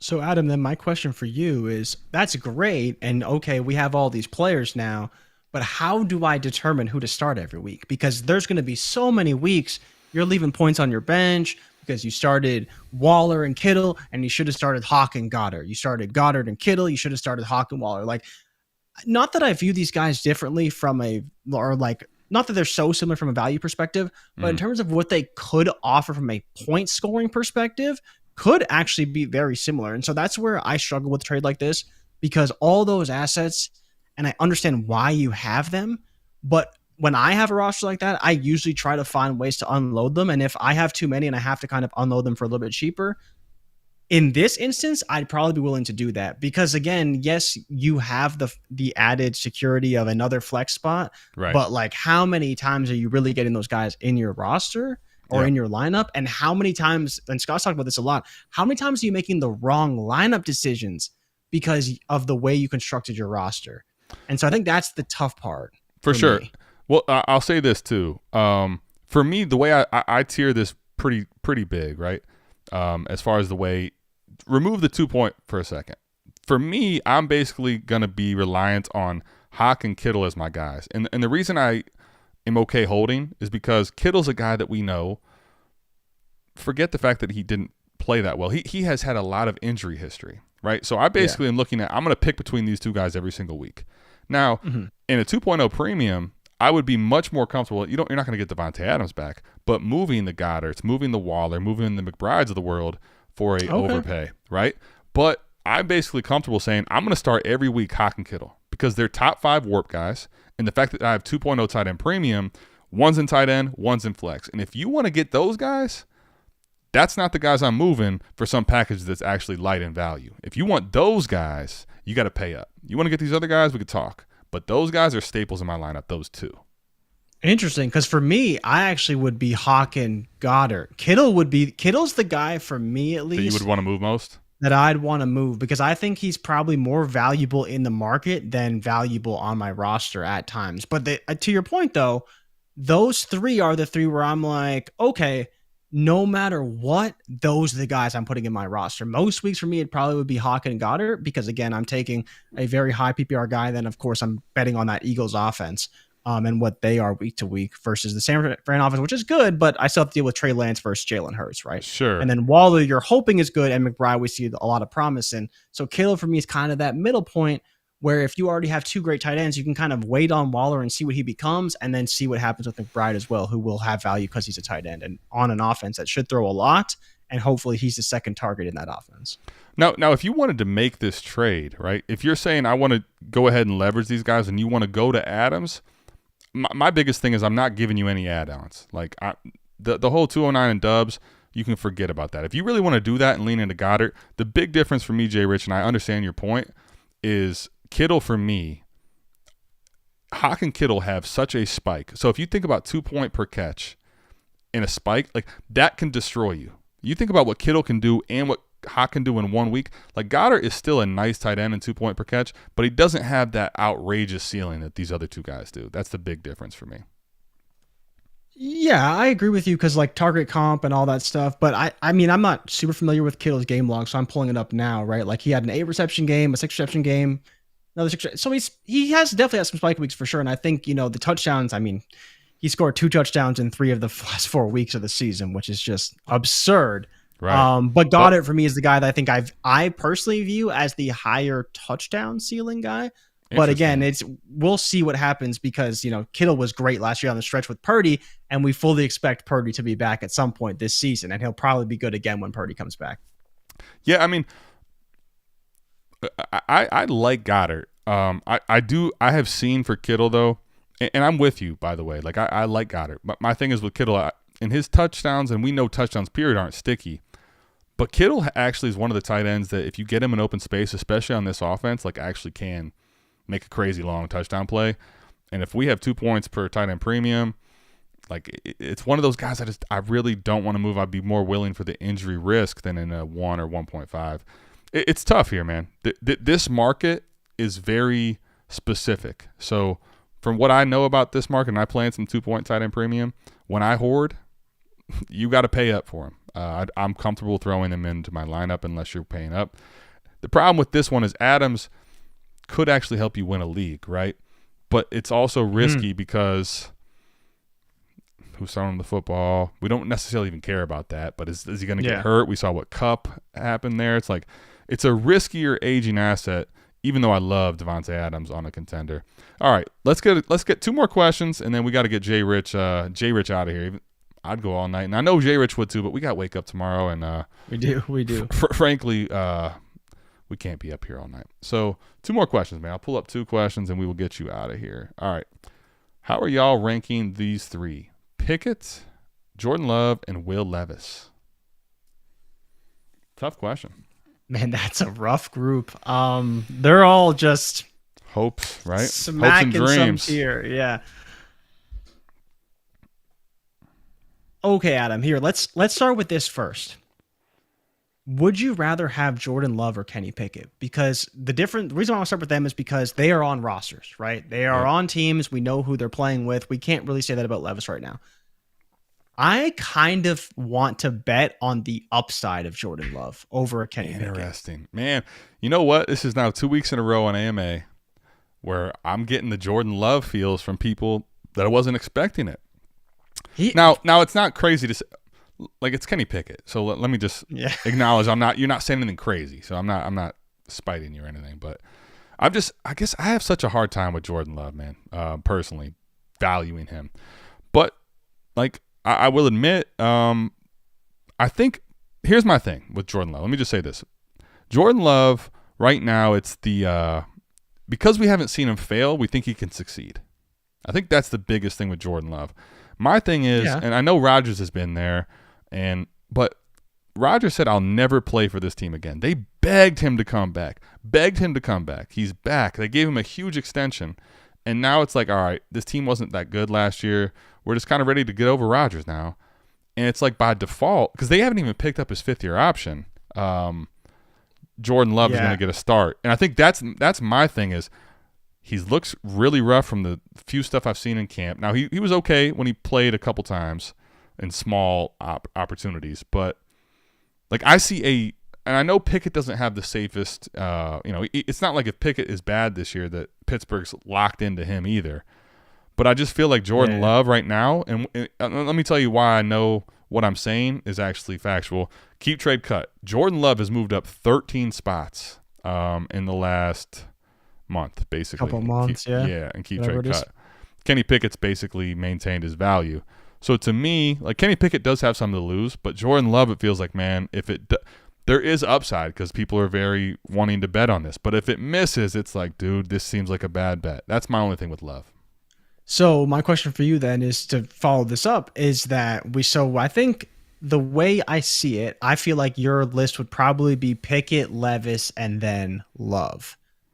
But the reason why I bring this up and why I asked you is because the problem with Pickett is it seems like you're just playing it too safe. Right. And Superflex, you want a good quarterback too, but Pickett he doesn't really give you the big weeks. He doesn't. That's just the reality. And maybe that will change. And I think, playing on that offense with some capable weapons could change that for him if he takes a step forward.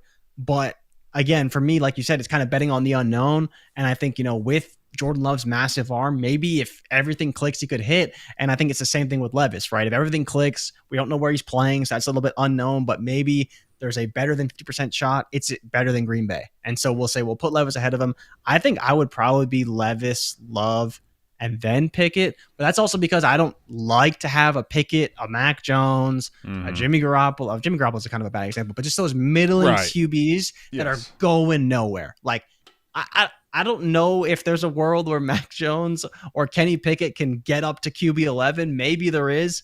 I don't see it personally. But I think if Jordan Love did hit, if Will Levis did hit, there is a world where they're like top 10-ish. Maybe top 10 is a little high. Top 12 quarterbacks. Yeah, top 12 is reasonable. And I mean, Kenny Pickett, before the rookies came into the database, was flirting with that like 12, 13, 14 range. And then Bryce, CJ, Richardson, Levis all pushed him down. Now to answer the question, right? Levis to me is the one that I will put at first, because if I'm going to bet on the unknown, I want the guy that just got drafted in the first round and does have a cannon and does have more of this youth factor built in. Are you talking about Jordan Love or are you talking about Will Levis? Well, I'm talking about Will Levis. And the reason I say that is because with Jordan Love, right, if he hits, I will be wrong. By the way, this is one of the guys I'm willing to be wrong on, but I would rank it like this: Will Levis because of just the upside, knowing that because I think all three of these guys don't have the safest of floors. If we're going to keep it 100% real, none of these guys are like, oh man, if they play really bad this year, next year they'll be fine. None of these guys really pose that. How do you feel about Pickett? 'Cause I honestly don't know. He would fall, but he's already QB 19? Like, if he's QB 25, I might be in, because at that point he's kind of a value. He's still only 2 years in. Maybe he kind of stunk it up this year. I don't know. It's I think it's like you said, he probably just kind of coast along regardless of what happens a little bit. I think watching as much of the AFC North as I do, right? I'll tell you this: Pickett, I think, showed promise in moments, but overall in a specific game, you saw a lot of ups and downs. But part of that is, like, understand this is a young quarterback that's coming into a new situation. A coach that's used to having a stable quarterback there, right? With an offensive line that is putrid, man. This offensive line was so bad. I mean, it was horrible. You can't even understand, unless you watch full games of Pittsburgh, how freaking bad this team was, man. So my point is, if the offensive line even takes a little bit of a step forward, gives him a little more time, he develops a little more, there are pass-catching weapons there, and it's a team that is coached well and typically is not really bad. If they're not threatening for a top 10 pick, I think he'll be fine. The problem is if this team's bad under Tomlin and there's in a top 10 pick scenario, that's where I think the whispers start coming in for Kenny Pickett. Yeah, I think that's the case for him and Jordan Love, right? Like the Packers, 100%. They are committed to Jordan Love, right? Because they're getting Rodgers' salary gone. They're committing to Love. Love is our guy. If they have a top 5 pick, they're not going to hesitate to go trade up for a quarterback or draft a quarterback, because at that point they can just get rid of Love and that's it. But they at least used that first round pick and they saw what he had after waiting for 3 years, right? And here's the thing though about Jordan Love, and this is where I think, like, teams will tell you a lot of stuff, but they ultimately tell you what they really mean by what they do, what they say you can't believe in. Think about it this way for all these guys, right? If Pickett just even takes a little bit of a step forward, Pittsburgh is incentivized by the way that the salary cap does rookies to keep him for another 3 seasons. Will Levis for another 4. Jordan Love is already he is out of time for the rookie cheat code. That, I think, is one of the pieces that people don't think about in Dynasty with him. And whatever, even if he smashes, right, Green Bay's going to have to pay the guy immediately. That's where it is really weird for me as far as how he's going to be viewed in Dynasty. Yeah, and I think the question would remain is, like, let's assume he's not going full Jalen Hurts, because that is, next level. But right. If he has a pretty good season, I'd be curious what he would get on the open market. Because if you're Jordan Love and you have one good season, are you really turning down, like, let's say he gets $120 million fully guaranteed by the Packers over the course of like 4 seasons? I feel like you should probably take that deal.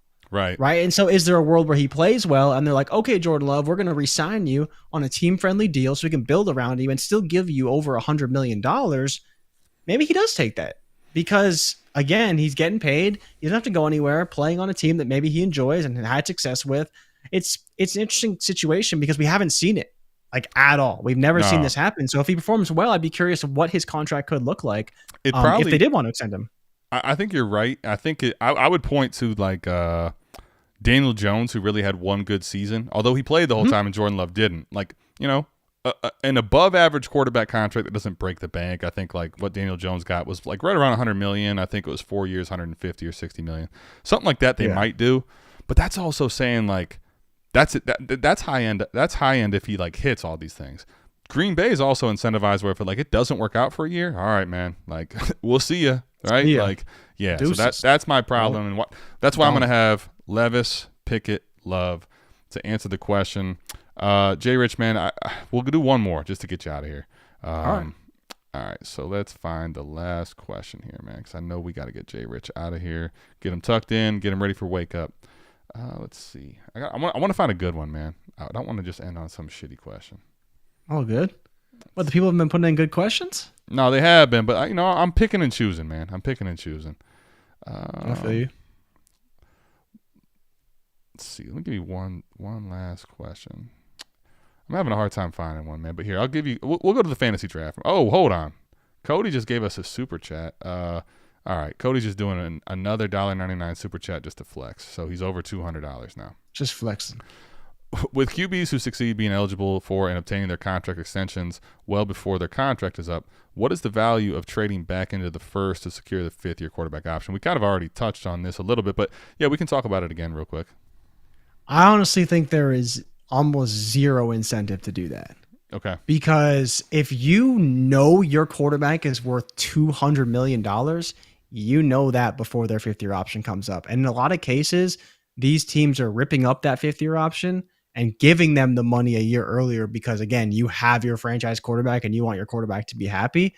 And so, I think there is a world where like it makes sense from a money perspective, but we're not really seeing it play out the way it was intended for some of these teams. Like if you have Joe Burrow or Justin Herbert, you almost want to be like, don't worry about the fifth-year option. We'll give you the $40 million in that season, right? And so I think that's an interesting point. And Scott's brought that up to the group as well. He's like, if you have your franchise quarterback, you know that before the fifth-year option comes up.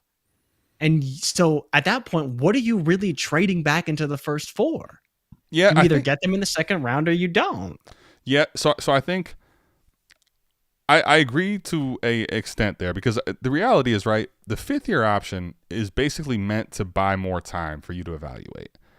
But the reality is if you have a star, right, if you trade in, and this is why the Baltimore thing is so wild, because to bring this full circle, right, they traded into the last spot to get Lamar.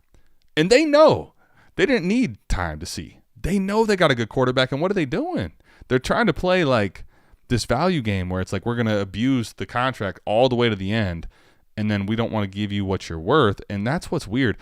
I think what is still worth doing it is even if you give them the big extension, you're like, you are worth it, you can utilize against the cap the fifth-year extension and push the money out where it's not killing your salary cap and you have an extra year of trying to win on a quarterback cheat code. But the reality is you know or you don't know.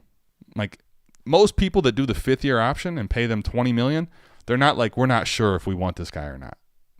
They know this is our quarterback or it's not our quarterback. It's just we want to exercise the fifth-year option and give him an extension so that we can have money against the books that makes sense for our team so we can stack them with better players. But most people aren't saying we're going to exercise the fifth-year option to just find out, which is what's so interesting for Green Bay. They'll have to do that with Jordan Love in May. Yeah.